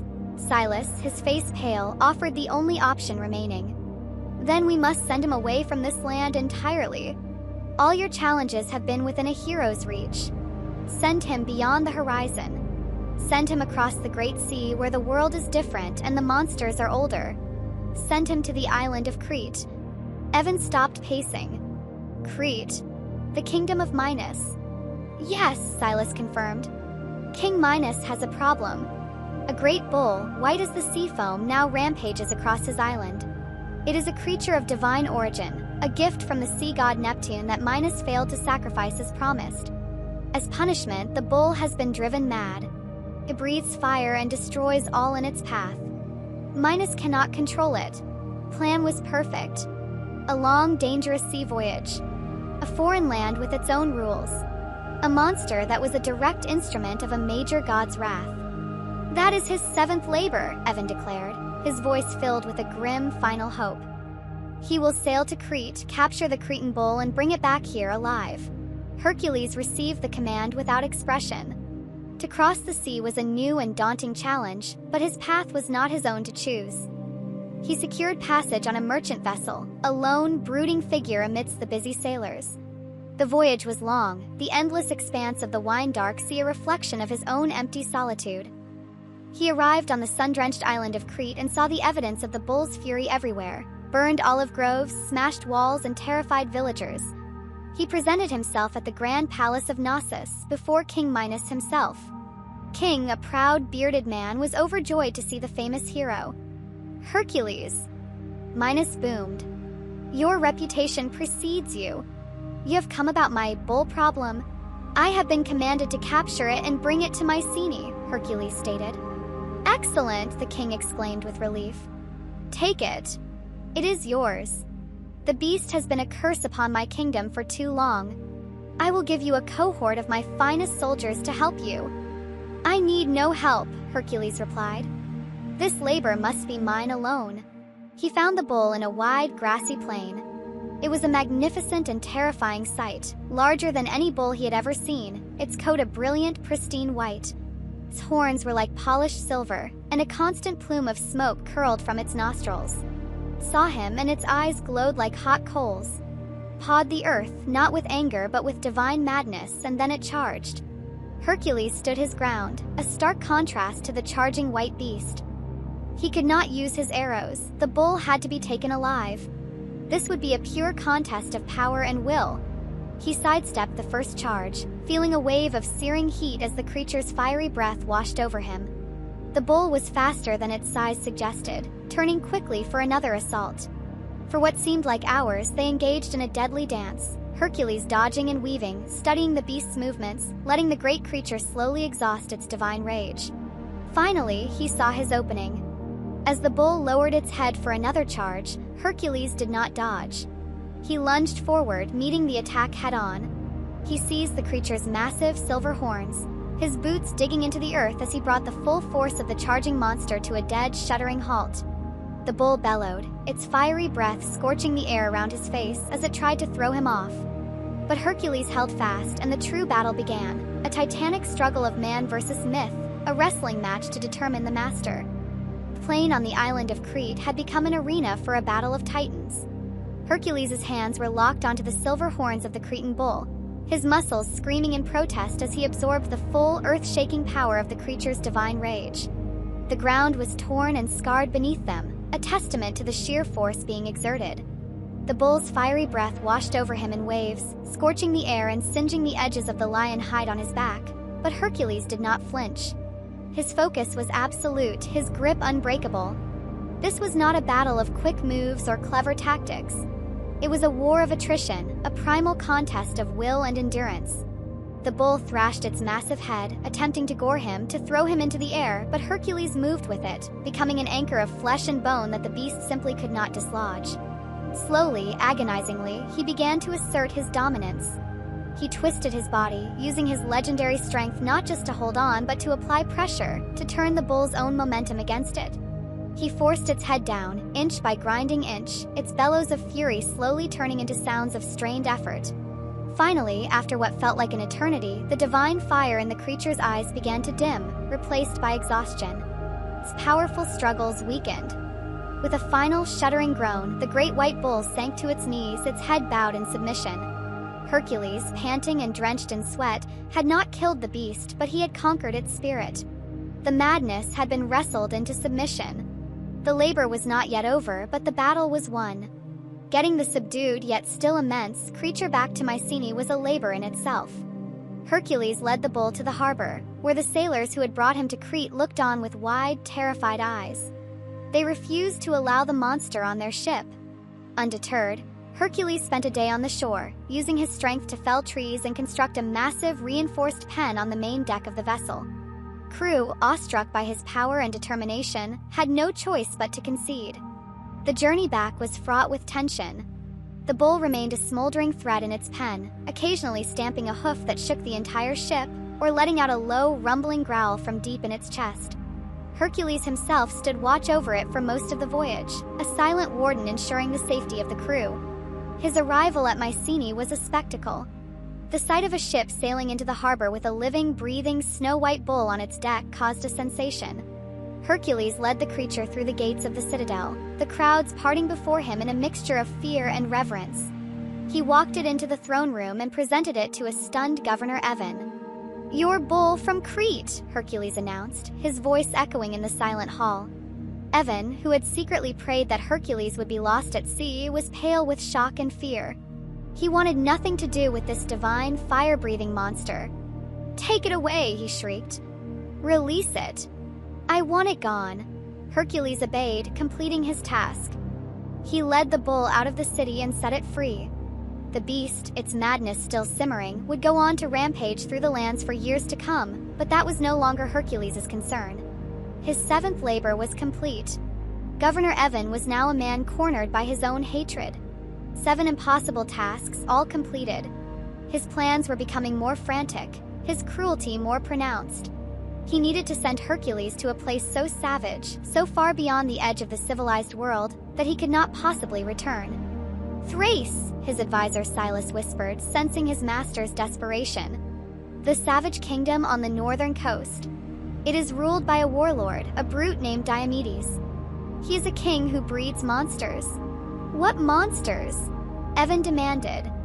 "His horses," Silas replied, a flicker of fear in his own eyes. "He has 4 magnificent mares, but they are not fed on oats or grass. Diomedes feeds them on the flesh of his enemies. They are man-eaters, with a madness born of their unnatural diet. Their hunger can never be satisfied." This was the task Evan had been searching for. It was not just a monster hunt, it was an act of war against a savage king in a barbarian land.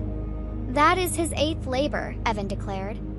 "He will travel to Thrace, and he will steal the flesh-eating mares of Diomedes." When Hercules heard the command, he knew he could not undertake it alone. This mission required more than just strength, it required a team. For the first time, he put out a call for volunteers, and he was met with a surprising response. Brave young men, inspired by his legendary deeds, flocked to his side. He chose a small, dedicated band, appointing a young, fiercely loyal and eager warrior named Abe as his second-in-command. They sailed north to the cold, grim shores of Thrace. It was a land of rock and wind, dominated by the iron-gated fortress of warlord Diomedes. Their plan was a swift night raid. Under the cover of darkness, they scaled the fortress walls and made their way to the king's stables. Hercules tore the massive bronze doors from their hinges, and they were met with a scene from a nightmare. 4 magnificent mares stood in stalls littered with gnawed human bones. Their eyes glowed with a feral red light, and their bronze muzzles were stained with old blood.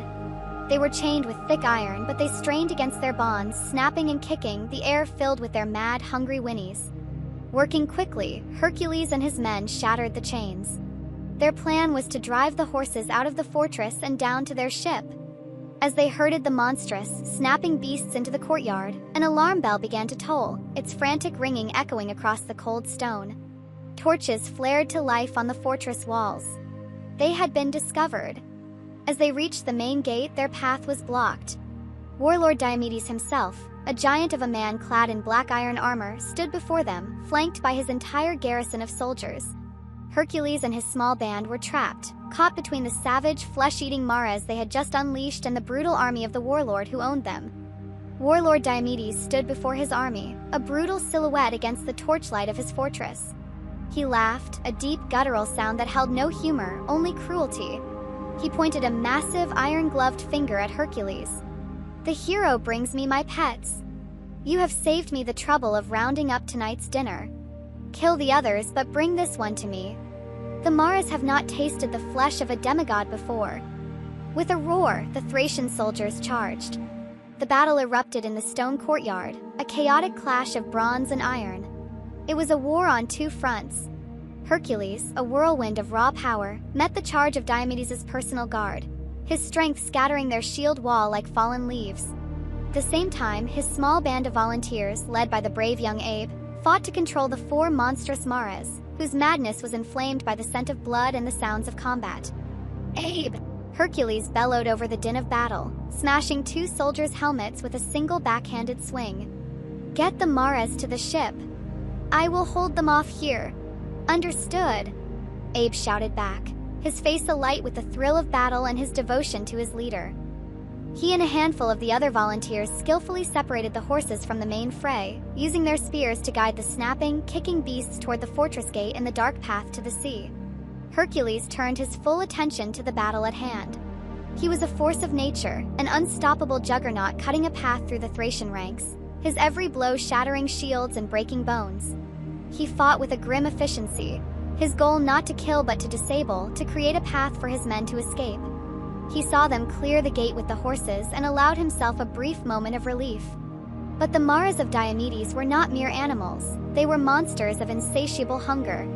As Abe led them down the winding path, their savagery, no longer contained by stable walls, overwhelmed him. In a moment of heroic overconfidence, he tried to head off the lead mare as it bolted, getting too close to its gnashing teeth.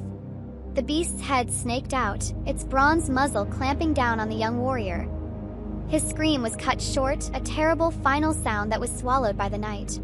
The other volunteers watched in horror as the creatures they had just freed turned on their friend, a frenzy of hooves and teeth.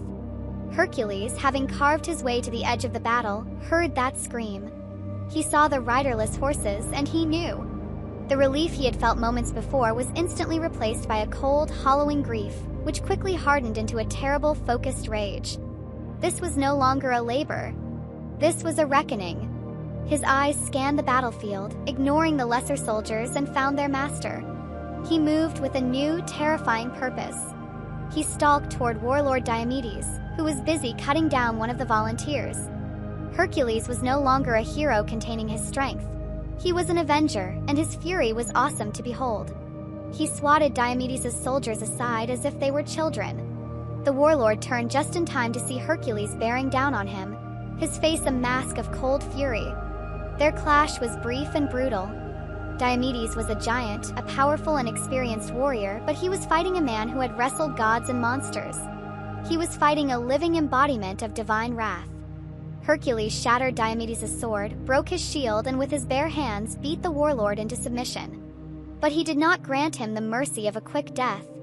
He wrapped a thick chain around the defeated and bleeding king and began to drag him out of the fortress, back down the path where Abe had fallen.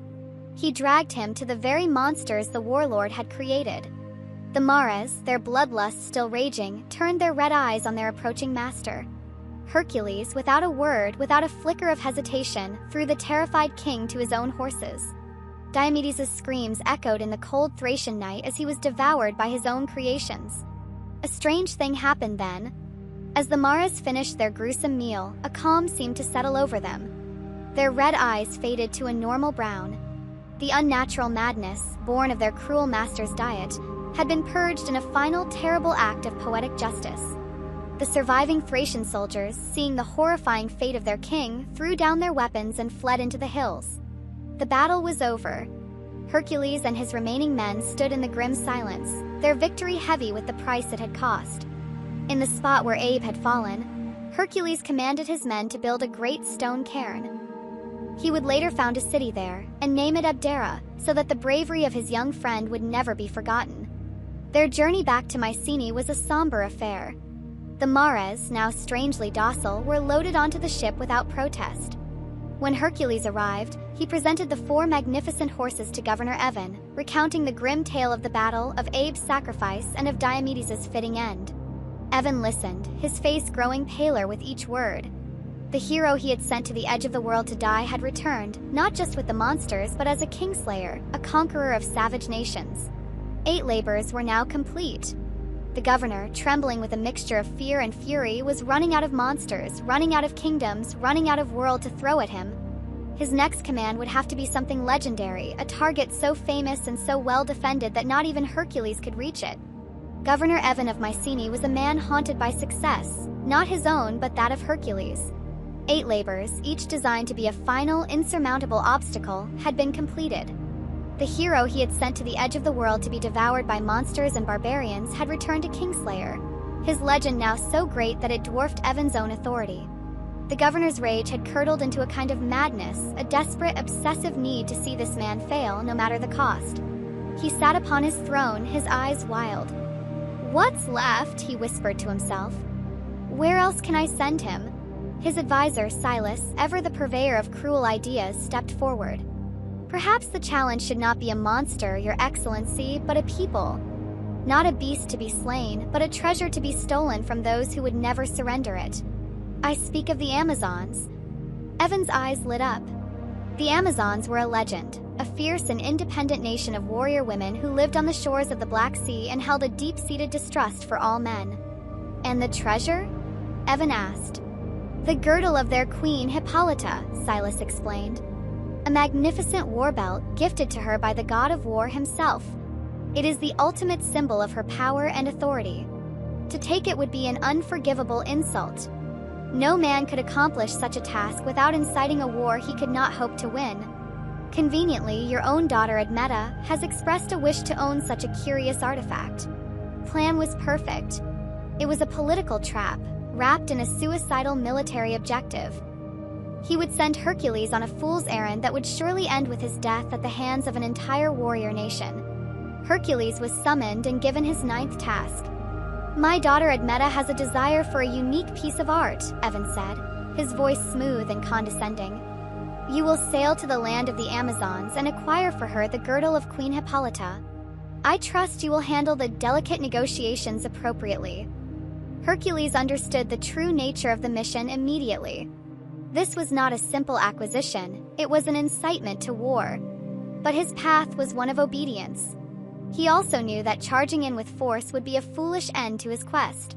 For the first time, he decided his primary weapon would not be his strength but his words. He gathered the brave few who had survived the grim expedition to Thrace. Their mood was different this time. This was not a grim mission into a barbarian land, but a grand adventure into a realm of legend. Their voyage was long, taking them across the known world to the shores of the distant Black Sea. When they finally sighted the Amazons' homeland, Themyscira, they were awestruck. It was not a savage camp, but a beautiful, well-ordered kingdom. A magnificent city of white stone rose above a deep harbor, a testament to a proud and sophisticated civilization. As their ship docked, they were met not by a mob, but by a disciplined phalanx of female warriors. They were clad in gleaming bronze armor, their spears held steady, their faces proud and resolute. At their head stood their queen, Hippolyta. She was tall and regal, her presence commanding an effortless authority. She carried no weapon, but her sharp, intelligent eyes sized up Hercules, missing nothing. She had heard the stories of his labors, of the monsters he had slain and the kings he had brought to justice. She was curious, not hostile. Hercules disembarked, his men staying aboard the ship. He approached the queen alone and unarmed, bowing his head in a gesture of respect. "Queen Hippolyta," he began, his voice clear and honest. "I am Hercules. I have come to your shores not as a conqueror, but as a supplicant." He told her everything. He spoke of the tragedy that had befallen his family, the divine madness sent by a vengeful goddess, and the 12 labors he was bound to perform as penance for a cruel and cowardly king. He explained the absurd nature of his mission, to retrieve her sacred girdle for the whim of the governor's daughter. He did not demand it or threaten her. He simply laid the truth of his cursed existence at her feet and asked for her help in fulfilling his duty. Queen and her warriors listened, captivated. They had expected an arrogant brute, a man who believed his strength gave him the right to take whatever he pleased. Instead, they found an honorable man, humbled by grief and bound by duty. Hippolyta was deeply moved by his story and impressed by his character. "Hercules," she said, her voice resonating with regal grace. "Your deeds are known to us, but the sorrow that drives you is not. You have shown us honor and respect, and we will show you the same. It is a small thing for me to give you this belt to aid in your great penance. I will give you the girdle freely. Rest here tonight. Tomorrow we will present it to you as a gift, a symbol of friendship between our peoples." A wave of relief washed over Hercules. The impossible mission had been accomplished through peace and honesty. It was a victory more satisfying than any battle. But this peaceful resolution did not go unnoticed. High above, in the Empyrean realm, Queen Regina watched with incandescent fury. Her plan was to shatter Hercules, to leave him a broken pariah. But here he was, not only succeeding but winning allies, earning respect through the very honor she sought to destroy. This she could not allow. Disguising herself as one of Hippolyta's own lieutenants, Regina descended to the shores of Themyscira. She moved through the ranks of the Amazon warriors who were watching the foreign ship with curiosity. "Sisters," the disguised goddess whispered, her voice filled with feigned panic. "Do not be fooled by the stranger's smooth words. It is a trick, a vile deception. He has no intention of leaving with just the girdle. His true plan is to abduct our beloved queen. He means to carry her off in the night and make her his slave." The vile rumor was a spark dropped into a powder keg. The Amazons' deep-seated distrust of men, their fierce devotion to their queen, it all ignited at once. Their curiosity turned to suspicion, then to white-hot rage. How dare this outsider plot such a thing? Peaceful welcome curdled into a cry for blood. Aboard his ship, Hercules and his men were preparing for a celebratory feast, marveling at their good fortune. Suddenly, the still night air was split by the sound of 1,000 war horns. Hercules rushed to the side of the ship and looked to the shore. Peaceful, ordered phalanx was gone. In its place was the entire Amazon army, a terrifying wave of bronze and fury, charging down the beach toward their ship, their weapons raised, their voices joined in a single deafening cry for war. The war horns of Themyscira shattered the peaceful evening. On the deck of his ship, Hercules stared in stunned disbelief as the entire Amazon army charged toward them, a wave of bronze and fury where moments before there had been only curiosity and the promise of friendship. There was no reason for it, no logic. One moment, he was an honored guest. The next, he was the target of an invasion. "To arms!" he bellowed to his men, his mind struggling to comprehend the sudden betrayal. "Defend the ship!" The first volley of arrows rained down upon them. The Amazons were skilled and relentless, their attack a well-oiled machine of war. They threw grappling hooks, their lines biting deep into the ship's railings, and began to swarm up the sides. Hercules' men, outnumbered and caught completely by surprise, were thrown into a desperate defense of their lives. Hercules did not want this fight. He leaped to the railing, his voice booming over the chaos. "Queen Hippolyta, stop this madness. We had an agreement of peace. Why do you attack us?" His words were met with a furious cry from the queen herself as she swung aboard the deck, her sword a blur of silver. "Liar and deceiver!" she screamed, her face a mask of profound betrayal. "Your words of honor were a cloak for your true intentions. You came to steal me away, to make me your prize. The Amazons will die before one of us is taken as a slave." The words struck Hercules with the force of a physical blow. A lie. Terrible, poisonous lie had been spread. He now understood. Some hidden enemy had twisted his honest intentions into a vile plot, turning his potential allies into his most bitter foes. He knew with a chilling certainty that the vengeful hand of Queen Regina was at work once more. He fought with a heavy heart, his actions purely defensive. He parried, blocked, and disarmed, using the flat of his sword and his immense strength to throw the Amazon warriors back without causing fatal injury. But they fought with a righteous fury, believing they were defending their queen from a vile kidnapper. They fought to kill. Tragic battle reached its inevitable climax as Hercules found himself face to face with Hippolyta. The deck of the ship became their arena, the chaos of the battle swirling around them. Queen was a magnificent warrior, her movements a deadly dance of speed and precision. She attacked with all her skill, her every strike fueled by the pain of his perceived treachery. "There has been a mistake, Your Majesty," Hercules pleaded, blocking a furious combination of strikes. "Someone has deceived you. I swear on my honor, my only desire was the girdle freely given." "Your honor is worthless," she cried, lunging with her spear. Hercules moved to deflect the blow, to knock the weapon from her hands. But in the chaos, another warrior stumbled between them. He pushed the soldier aside while simultaneously blocking the queen's thrust. In that split second of tangled bodies and desperate action, his immense strength became a tragic flaw. He pushed the spear aside with too much force. Queen, overextended and caught off balance, stumbled forward. With a sickening sound, she fell upon the upturned blade of one of her own fallen warriors. A moment of absolute, horrified silence fell over the deck. The battle stopped. Hippolyta, the proud queen of the Amazons, looked down at the blade piercing her armor, her eyes wide with shock, and then looked at Hercules, not with hate but with a sudden dawning understanding of a terrible tragedy. She collapsed to the deck. The Amazons stared, their fury momentarily frozen, and then it melted into a single collective cry of pure anguish. Their queen was dead, and in their eyes there was only one person to blame. Hercules was devastated. Another innocent death, another noble spirit extinguished because of the curse that followed him. He knew that any hope of peace was gone forever.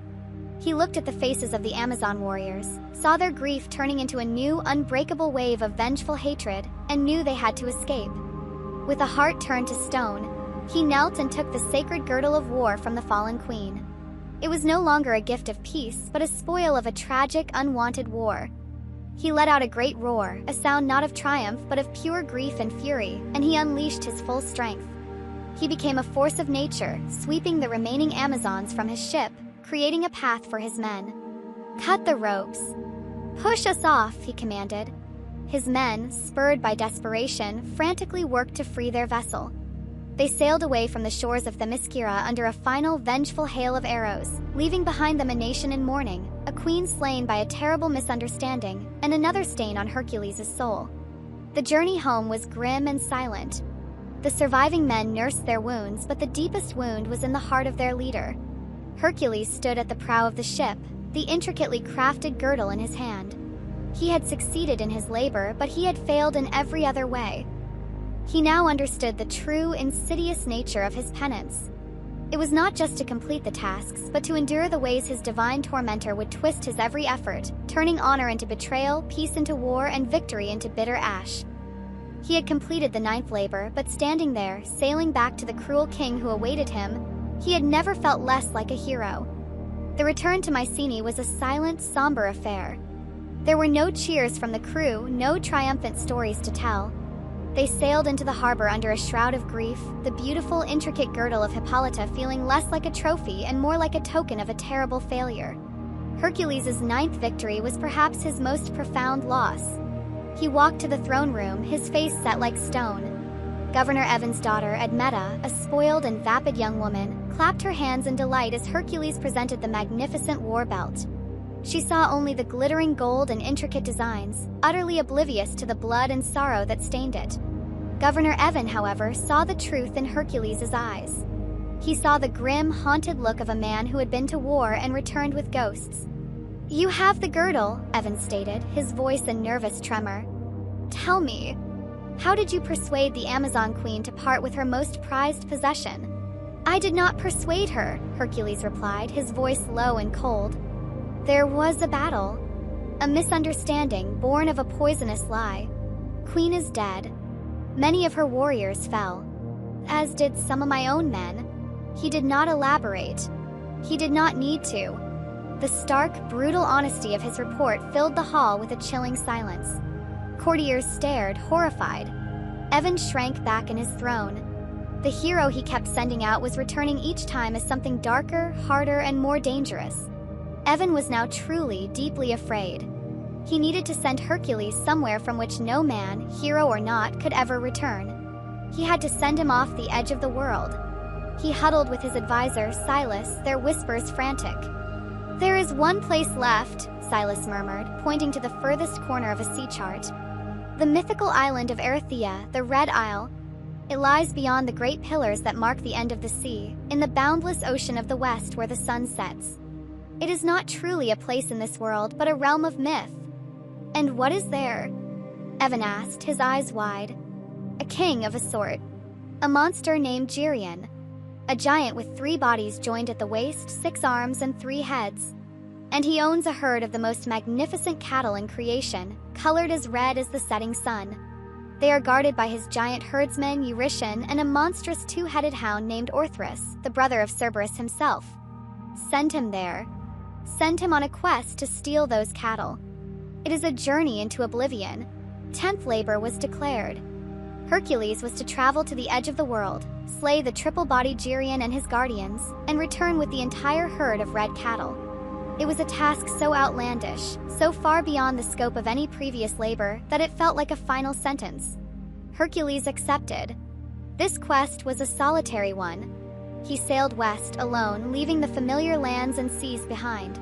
Days bled into weeks. He sailed past any known landmark, into a vast, empty ocean under a sun that seemed to grow hotter and more oppressive with each passing day. It was a journey not just across water, but through his own despair, the crushing loneliness of the endless horizon his only companion. He finally reached the great strait that separated the known world from the mythical Western Ocean. Here, where the 2 seas met, Hercules performed a labor for himself. With his own colossal strength, he tore 2 immense pillars of rock from the earth and set them on either side of the strait, a monumental gateway to the unknown, a permanent marker of how far he had come. They would forever be known as the Pillars of Hercules. Beyond the pillars, the sun's heat was unbearable, a merciless, punishing force. In a moment of sheer, desperate frustration, Hercules knocked an arrow, drew his bow, and fired it directly at the sun itself. The arrow vanished in the blinding light, a gesture of defiance against the heavens. But the heavens answered not with wrath, but with wonder. The sun god Apollo, impressed by the hero's sheer audacity, appeared before him. He offered Hercules a vessel to cross the final impassable ocean, his own great golden cup, the magical goblet he used to sail through the underworld back to his rising place each night. Hercules climbed into the golden vessel, which sailed on its own, gliding across the water with a supernatural speed. The world around him shimmered and changed, becoming more dreamlike, more mythical. He was leaving the world of men and entering the world of legends. He landed on the shores of Erythea. The island was bathed in a perpetual crimson twilight. The sand, the rocks, the very air seemed to be stained red. It was a silent, alien landscape. In a valley, he found them, a vast herd of cattle, their hides the color of rich, dark blood. As he approached, a shape burst from behind a rock. It was the guard dog, Orthrus, a monstrous 2-headed beast that charged with a savage, dual-throated roar. Hercules swung the massive club he had fashioned, its wood hardened by his journey's sun, and with a single, perfectly timed blow, he silenced the creature forever. From a nearby hut, the herdsman Eurytion, a giant in his own right, emerged, alerted by the sound. He bellowed in rage and charged, his own club raised. The fight was short and brutal. Hercules was stronger, faster, and filled with a grim purpose. He dispatched the herdsman and stood over his 2 fallen foes, the red cattle watching him with placid, unconcerned eyes. He stood, catching his breath in the eerie silence when the ground began to tremble. A sound like a rock slide of immense, heavy footsteps echoed from a nearby ridge. A colossal shadow fell over him, blotting out the crimson sky. Hercules looked up. Looming over the ridge was the master of the island. It was Geryon. 3 torsos fused at the waist. 6 powerful arms, each reaching for a different weapon, a spear, an axe, a sword. And 3 monstrous heads, all roaring as one in a symphony of fury at the sight of his dead guardians. True battle for the 10th labor was about to begin.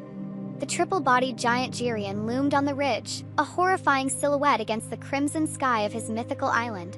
His 3 heads roared as one, a discordant symphony of rage that promised a violent death. He was not one opponent, but 3, a fused legion of monstrous power. 6 arms brandished a deadly arsenal of weapons, and he descended upon Hercules like an avalanche of hate. The battle that followed was unlike any Hercules had ever fought. It was a chaotic, swirling melee against a single foe who could attack and defend from 3 directions at once. One of Geryon's bodies would raise a massive shield to block Hercules' club, while the other 2 would strike simultaneously from the left and right with a spear and a heavy axe. Hercules was constantly moving, dodging, and parrying, his Nemean lion hide absorbing blows that would have shattered the bones of any other man. The red rocks of the island cracked and splintered under the force of their combat. For what seemed like hours, they fought, a blur of motion and a symphony of crashing blows. Hercules was the strongest man in the world, but he was outmatched in sheer tactical complexity. He could not land a decisive blow. For every opening he saw, Geryon had a spare arm to block or a spare body to absorb the impact. He realized with grim certainty that he could not win this fight with brute strength alone. He needed a different weapon. He needed a perfect weapon. With a great heave, he slammed his club into the ground, sending a shower of red rock into one of Geryon's faces. The momentary distraction was all he needed. He leaped backward, creating a precious few yards of distance, and slung his bow from his shoulder. Geryon's 3 heads laughed, a rattling, ugly sound. "An arrow," they boomed in unison. "You think to slay me with a toothpick, hero?" Hercules did not answer. He knocked one of his remaining hydra-poisoned arrows. His mind was a sea of calm focus as he drew the bowstring. He looked at the monstrous form of his enemy and saw not 3 targets, but 1. The single point below the chests where the 3 torsos fused into a single massive waist. He aimed for the heart of the monster, the nexus of its unnatural existence. He released the string. The arrow flew true, a black streak against the red sky. Struck Geryon at the precise point where his 3 bodies joined. It was a seemingly insignificant wound on such a colossal creature. But the venom of the Hydra was not a normal poison. It was a curse, a liquid agony that attacked life itself. A look of stunned surprise crossed all 3 of Geryon's faces. It was followed by a wave of unimaginable pain. The venom surged through him, not as 3 separate afflictions, but as one singular, all-consuming torment. He dropped his weapons, his 6 hands clutching at the wound. His 3 bodies began to writhe and convulse, a horrifying spectacle of self-destruction. The 3 heads roared in agony, their unity shattered by the poison. He crashed to the ground, his fall shaking the island, and with a final shuddering groan, the great triple-bodied king of Erythea was dead. Hercules stood over the monstrous corpse, his body aching, his breath coming in ragged gasps. The greatest challenge of his strength was over. But the true labor, the long and arduous task of herding Geryon's cattle back to the world of men, had just begun. Using the sun god's golden cup, he managed the impossible feat of transporting the entire herd of red cattle across the mythical ocean, back to the mainland of the far west. From there, he began the epic transcontinental journey, driving the herd on foot across wild, uncharted lands. It was a journey that would take over a year, fraught with its own perils. In a deep mountain pass, a fire-breathing giant named Cacus stole some of the finest cattle and hid them in his cave. Hercules, tracking the giant down, fought and killed him to retrieve his herd. But his greatest tormentor was not yet finished with him. As he drove the herd through the plains of a northern country, Queen Regina sent her own agent of chaos. A monstrous gadfly, sent from the heavens, descended upon the cattle. Its sting drove the animals into a state of pure, maddened panic. The entire herd, which he had so painstakingly guarded, stampeded. They scattered in 1,000 different directions, a red tide of terror disappearing over the hills. It was a soul-crushing setback. For months, Hercules was forced to become a simple herdsman, painstakingly tracking down his scattered cattle one by one across a vast and unforgiving landscape. It was a test not of his strength, but of his sheer, indomitable will and patience. It was a demeaning, exhausting, and lonely task, designed to break his spirit where monsters had failed. But he did not break. Finally, after a journey that had taken him to the literal end of the world and back, after battling giants and chasing down a stampeded herd across a continent, Hercules arrived at the gates of Mycenae. He drove the magnificent herd of red cattle, their hides gleaming like polished embers before him. People of the city stared in utter disbelief. He had not just come back from a distant land. He had come back from myth itself. He herded the cattle into the main courtyard before Governor Evan. The governor, who had been so sure that this labor was a one-way trip to oblivion, could only stare, his face a mask of slack-jawed defeat. He had no more rage. He had no more schemes. The man before him was not the broken exile he had sought to destroy, but a living legend who had walked to the edge of creation and returned with a miracle. Evan said nothing. He simply made a weak gesture with his hand for the guards to take the cattle away. They were later sacrificed to Queen Regina, a final, bitter irony. 10 labors were complete. Only 2 remained. In the silent throne room, Hercules stood, waiting for his next command. But Evan was a broken man, his mind a barren landscape, unable to conceive of any challenge that this world could possibly offer to defeat the hero who now stood before him. Governor Evan stared at the space where the magnificent red cattle had been, his mind a hollow chamber of echoes. He had thrown the entire world at Hercules, its fiercest beasts, its most savage kingdoms, its deadliest plagues, its most demeaning tasks. He had even sent him to the literal edge of creation, to a land of myth from which no one was meant to return. And yet, here he stood. The hero had not only returned but had dragged a legend back with him. The governor's hatred had burned away, leaving only the brittle, empty shell of his fear. He was defeated. When Hercules stood before him, awaiting the command for the 11th labor, Evan simply shook his head, a broken, twitching gesture. "No more," he whispered, his voice a dry rasp. "There are no more monsters I can name. No more tasks I can devise. The oracle decreed 12 labors. 10 are complete. If you must perform 2 more, then you must find them yourself. Find a challenge worthy of the gods themselves. I do not care what it is. Just go." It was not a command, it was a surrender. For the first time, Hercules was not being driven by the petty malice of a cowardly king, but by his own unwavering commitment to his penance. The final 2 labors would be his own to choose, and he knew they had to be the most difficult of all, challenges that would test the very limits of what it meant to be a hero. He knew that the 12th and final labor had to be a journey into the underworld itself. Therefore, the 11th must be the greatest quest possible in the world of the living. He chose the legend whispered only in the most secret of circles, the golden apples of the Hesperides. These were no ordinary fruit.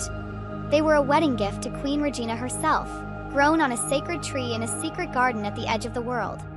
They were said to grant immortality to any who ate them. But the location of the garden was the greatest secret of the gods. Hercules' new quest was not for a treasure, but for the knowledge of how to find it. His journey for information led him on a new kind of hunt. He learned from a wise old seer that only one being knew the location of all hidden places: Nereus, the ancient, shape-shifting old man of the sea. After months of searching, Hercules found him sleeping on a sun-drenched rock by the shore. Knowing the ancient god would not give up his secrets willingly, Hercules crept up and seized him in an unbreakable grip. Nereus awoke with a roar, and the world seemed to dissolve into chaos in Hercules' arms. The old man transformed, his body shifting with magical fluidity. First, he became a roaring lion, snapping and clawing, but Hercules held fast. Then a venomous serpent, coiling and striking, but Hercules' grip did not falter. He became a raging fire, searing Hercules' skin, then a torrent of rushing water that threatened to slip through his fingers. But Hercules held on, his endurance absolute. Finally, exhausted, Nereus returned to his original form. "Enough," he gasped. "You are relentless. I will tell you what you wish to know." The sea god gave him the directions to the hidden garden but added a cryptic warning. "The apples may not be for you to pick, hero. The greatest strength is sometimes knowing when to let another carry the burden." Following the path Nereus had described, Hercules journeyed into the desolate Caucasus Mountains. There, he came upon a sight of eternal agony. Chained to the highest peak was the Titan, Prometheus, who had been sentenced to an eternity of torment for gifting fire to mankind. Every day, a monstrous eagle would descend and devour his liver, which would regrow each night, renewing his suffering. Moved by a profound sense of justice, Hercules drew his bow. With a single perfectly aimed arrow, he slew the eagle. Then, with his bare hands, He shattered the adamantine chains that had held the Titan for millennia, setting him free. Prometheus, his eyes filled with an ancient wisdom and gratitude, offered Hercules a crucial piece of advice. Nereus spoke the truth, the Titan said. You cannot take the apples yourself. Tree is guarded by Ladon, a sleepless dragon with 100 heads. The garden itself is tended by the Hesperides, nymph daughters of my brother Atlas. It is he you must seek. He alone can enter the garden unharmed. Persuade him to retrieve the apples for you. Following Prometheus's directions, Hercules traveled to the furthest western edge of the world, a place where the sky met the land in a swirl of cloud and mist. The sight that greeted him there stopped him in his tracks and filled him with a sense of awe and profound pity. Standing there, his back bent under an impossible crushing load, was the mighty Titan, Atlas. His muscles were like mountain ranges, his face a timeless mask of exertion and agony. For he was not holding a boulder or a weight. He was holding up the entire sky, the crushing, infinite weight of the heavens themselves, a burden he was condemned to bear for all eternity. Hercules stood in the shadow of this cosmic suffering. He knew his quest. His entire 11th labor rested on making a request of this being. He had to ask the man who held up the world to, for a moment, set his burden aside and do him a favor. He approached the groaning Titan, the weight of his own impossible proposition feeling almost as heavy as the sky itself. Hercules stood at the edge of the world, before a being of pure, eternal agony. Titan Atlas, brother of the freed Prometheus, strained under the incalculable weight of the celestial sphere. Hercules approached, his own impossible quest feeling small in the face of this cosmic punishment. Great Atlas, Hercules' voice was filled with a respect born of pity. I am Hercules. I am on a quest of penance, and my 11th labor requires that I obtain the golden apples from the garden of your daughters.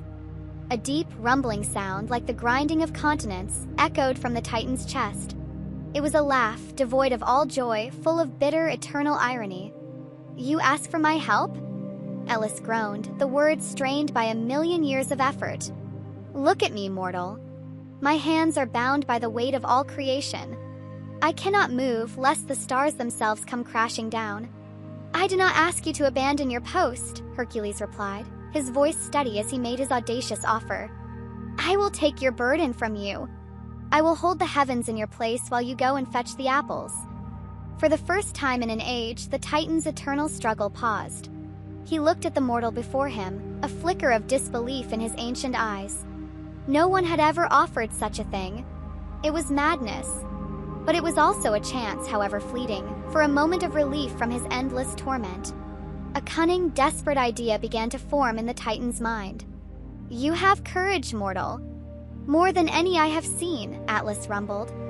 Very well. But be warned. This is not the weight of rock or iron. It is the weight of everything that is and ever was. It will not just crush your body. It will obliterate your soul if your will falters for even an instant.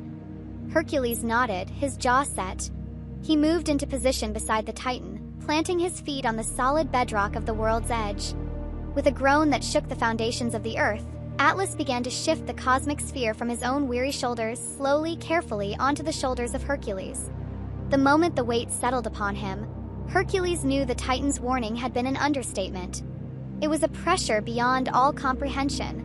The weight of every star, every planet, every dream, and every memory in the universe crashed down upon him. His bones cracked and his vision swam. The only things keeping him from being instantly atomized were his divine blood and the sheer, indomitable force of his will, forged in the fires of his grief and his 10 impossible labors.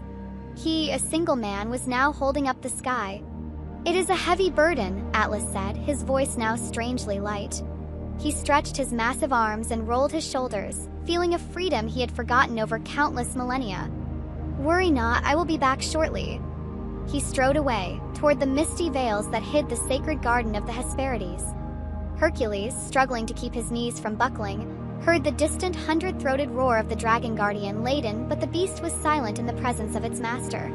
Through what felt like an eternity of crushing agony, Atlas returned. In his open palm were 3 golden apples, glowing with a soft, internal light. I have them, hero, Atlas said cheerfully. He did not move to give them to Hercules. Instead, a sly, cunning smile spread across his face. You know, you hold the sky remarkably well. I think it suits you. I will deliver these apples to your king myself. It is a long journey, of course. I may be gone for a few centuries. Do try not to drop anything while I am away." He turned to leave, intending to abandon Hercules to his own eternal fate, a prisoner of the cosmos. Hercules felt a surge of cold panic, but his mind, sharpened by a decade of impossible challenges, worked faster. He could not fight. He could not move. He had to win with his wits. He let out a calculated, agonized groan. "You are right, great Atlas. It is a fair trade," he called out, his voice strained and weak. "But I am new to this, the balance is wrong. It is chafing my shoulders raw. Could you possibly just take it back for a moment? Just so I can place my lion hide on my shoulders as a cushion? Then I will gladly hold it for you for as long as you need." Atlas stopped. The request seemed trivial, the complaint of a weak mortal. In his arrogance and overwhelming desire to be free, he saw no trick. "You are more trouble than you are worth," the Titan scoffed. But he strode back, and with a grunt of annoyance, he once again took the heavens onto his own shoulders. "Be quick about it," he grumbled. The moment the crushing weight was lifted, Hercules did not adjust his cloak. He bent down, scooped up the 3 golden apples from the ground, and took a step back. "Thank you, Titan," Hercules said, his voice now clear and strong. "You have borne this burden for ages. I will not be the one to take it from you." The realization of the trick dawned on Atlas's face. His moment of freedom was over. A roar of pure, helpless fury and despair tore from his throat, a sound of cosmic grief that echoed to the very stars he was now forced to carry once more. But it was too late. Hercules was gone. He returned to Mycenae a changed man. He had outwitted a Titan and held the weight of the universe. He walked into the throne room and placed the 3 glowing immortal apples before Governor Evan. King, now a hollowed-out shell of a man, simply stared. He saw not a hero but a force of nature, a man who had walked to the edge of reality and brought back a miracle. The 11th labor was complete. Hercules stood in the silent hall. One labor remained. There were no more challenges left in the world of men, no more monsters on land or sea. There was only one final frontier to cross, one final king to confront in his own domain. His mind was already set. His gaze was fixed on a place beyond the horizon, beyond life itself. His 12th labor would be a journey into the dark kingdom of the dead. Hercules stood in the silent throne room of Mycenae. On a velvet cushion before the governor's seat, the 3 golden apples of the Hesperides glowed with a soft, divine light, a treasure from the Garden of the Gods. Governor Evan, a man hollowed out by his own failed schemes, simply stared, his mind no longer capable of devising any further torment. His role in this saga was over. Hercules turned to the assembled silent court. He did not wait to be given his final task. He claimed it for himself, his voice resonating with the weight of his long and terrible journey.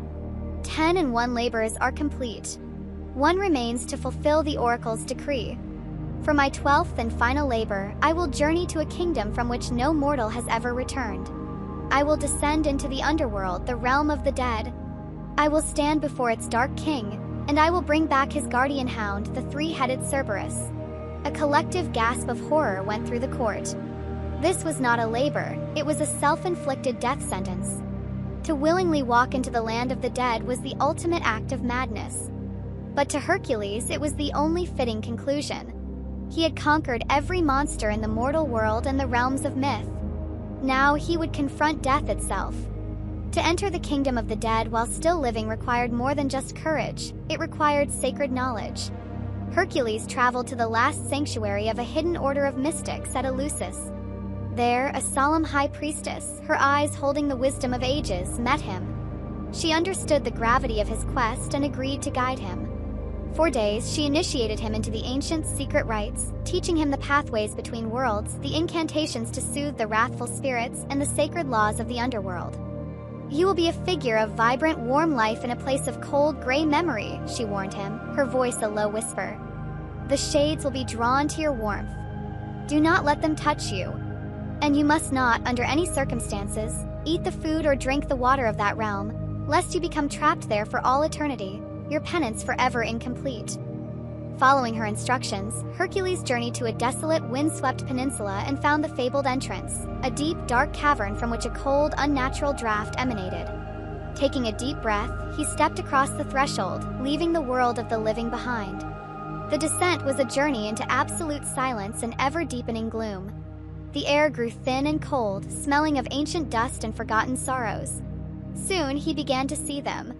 Fluttering in the darkness at the edge of his vision were the shades of the dead, translucent, gray forms whispering past him like moths. They were faint echoes of what they once were, their faces etched with a timeless, placid sadness. He, a being of muscle, blood, and burning vitality, was an anomaly, a walking bonfire in a land of cold ash. He came at last to the banks of a vast, black river, its waters flowing slow and silent under the gloom. This was the river Styx, the final boundary. Moored to the shore was a small, decrepit skiff, and holding the pole was its master, Charon, the ferryman of the dead. He was a skeletal, ancient figure, his eye sockets holding a cold, empty light. He held out a bony hand. "Your coin," he rasped, his voice the sound of dry leaves skittering across gravestones. "I have no coin," Hercules stated. "And I am not dead. I have come on a sacred labor. You will ferry me across."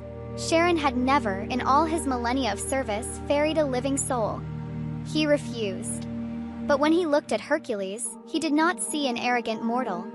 He saw a man radiating a divine aura, a hero whose destiny was so powerful it cast a light even here, in the deepest darkness. Awed and intimidated by this sheer force of will, the ancient ferryman reluctantly acquiesced, pulling his skiff across the black water with his living, breathing passenger. On the far shore, the underworld stretched out before him. It was not a pit of fire, but a vast, gray, twilight landscape of sorrowful plains and whispering shadows. This was the Asphodel Meadows, where the souls of ordinary people wandered for eternity in a state of aimless, dreamlike memory. He walked through the endless, silent crowds of the dead, a king passing through a nation of ghosts. His path led him past the borders of Tartarus, the pit of eternal punishment, and he could hear the distant, agonized cries of those who had defied the gods. The sights and sounds of this kingdom of despair were a test for his soul, a crushing weight of hopelessness. But his will, tempered by 11 impossible labors, did not break. Finally, he saw it, rising from the gray plains, the palace of Hades, a colossal, terrifying fortress of polished black stone that seemed to absorb all light and hope. And guarding its gate was the creature he had come for, Cerberus. The beast was even more horrifying than the legends claimed. It was the size of a bull with 3 snarling demonic heads. A mane of living, hissing serpents writhed on its necks, and its tail was a barbed, draconic thing. Its 3-throated growl was a sound of pure menace, the very embodiment of death's finality. Hercules walked past the guardian, his gaze fixed on the great doors of the palace. He pushed them open and stepped inside. He stood in a vast, silent hall before a great, dark throne. On it sat the king of the dead himself, Hades, his face a mask of grim, absolute authority, his presence radiating a cold, immense power. Beside him sat his queen, the beautiful and sorrowful Persephone. Hercules, the living hero, stood in the heart of the kingdom of death, before the throne of its dark master, ready to state his purpose and make his final impossible request. The throne room of the underworld was a place of absolute silence and cold, eternal authority. Hercules, a being of warm blood and vibrant life, stood before the dark majesty of Hades and his sorrowful queen, Persephone. The king of the dead looked upon the mortal who had breached his realm, his gaze not angry but as heavy and final as the grave itself. "No living man has ever stood in this hall, son of Preston," Hades spoke, his voice the sound of a tomb door closing. "Your audacity is boundless. State your purpose before I render you a permanent resident of my kingdom." Hercules bowed his head, showing the ultimate respect to the god whose domain he had invaded. "Great king of the world below," he began, his voice clear and unwavering. "I am here as a servant of a divine decree. For 10 years I have labored to atone for a great sin. This is my 12th and final task. I have come to borrow your guardian. I must take the hound Cerberus to the world above to show him to the king I serve. I swear upon my soul and my completed labors that I will not harm him, and I will return him safely to your gate." Hades was silent for a long moment, considering the impossible request. This mortal sought to defy the very boundary between life and death. But he also saw the truth in Hercules' heart, the immense weight of his suffering, and the unshakable resolve of his quest. He knew this was a matter of cosmic destiny, far beyond the scope of a simple intrusion. "You ask to borrow that which guards the final door," Hades said at last. "Very well. Your courage is undeniable. I will permit it, but under one condition. You will not use any weapon against my hound. No sword, no club, not even your famous arrows. You must overcome him with nothing but your bare hands. If you can subdue him, you may take him. If you fail, your shade will join the millions I already command, and you will wander these fields for eternity." It was the ultimate test, a battle of pure, primal strength against the very embodiment of death's terrifying finality. Hercules agreed without hesitation. He turned from the throne to face the monstrous guardian. Cerberus, seeing his master's unspoken command, rose to his feet. The three-headed beast lunged, a chaotic storm of snapping jaws, venomous serpents hissing from its mane, and a barbed dragon tail lashing through the air. The fight was immediate and brutal. Hercules wrapped the impenetrable hide of the Nemean lion around his arm and thrust it forward, absorbing the clashing bites of the three great heads. He was not fighting to kill, he was fighting to control. He endured the burning stings from the snake mane as he dodged and weaved, looking for an opening. This was a battle of pure grappling, a wrestling match with a nightmare. He finally saw his chance. In a move of incredible speed and power, he lunged in under the snapping jaws and wrapped his arms around the beast's three thick necks, locking his hands in an unbreakable chokehold. Cerberus thrashed with the fury of a cornered god, its struggles shaking the Black Palace. But Hercules held on, his every muscle straining, his entire being focused on this one final physical act of his penance.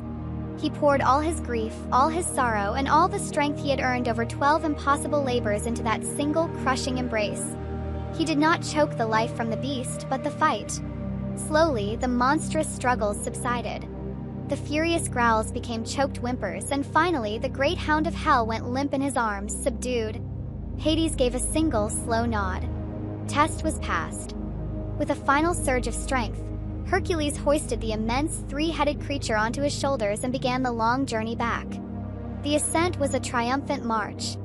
The pale shades of the dead scattered before him, fleeing in terror at the sight of their realm's great guardian being carried away by a living man. Charon the ferryman practically threw him across the river Styx, wanting no more part of this great violation of the natural order. He climbed the final steps of the dark passage and stepped out of the cavern. He was met with a sensation he had almost forgotten. The warmth of the sun on his skin, the scent of wildflowers on the breeze, the sound of living birds in the trees. He had been to the land of death and had returned to the world of life. His final journey to Mycenae was a terrifying spectacle for all who saw him. He walked through the fields and villages with the still-dazed, three-headed hound of the underworld slung over his shoulders. People screamed and fled, believing the apocalypse itself had come. He did not pause at the gate.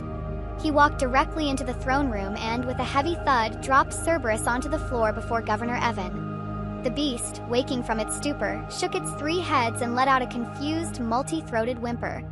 Governor Evan, who had been a broken man, was now completely and utterly shattered. He looked at the creature from a place beyond death, its serpent mane writhing, and he let out a thin, pitiful scream.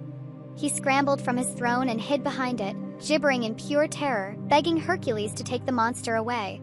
Hercules looked down at the pathetic, cowering man who had been his tormentor for over a decade. He felt no hatred, no anger. He felt only a vast, empty pity. His service was over. His penance was complete.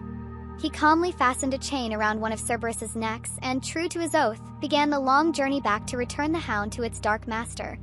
12 labors were finished. Hercules was a free man. He was not the same joyful hero who had once been the champion of Ethelberg. He was a man scarred by a legacy of blood and sorrow, haunted by the ghosts of friends and noble foes. But he was also more. Through a decade of impossible suffering, he had faced the worst that men, monsters, and the gods could throw at him. He had descended into the darkest pit of all and had climbed back into the light. The impossible quest was over, and though he would forever carry the weight of his past, he was, at long last, the master of his own fate.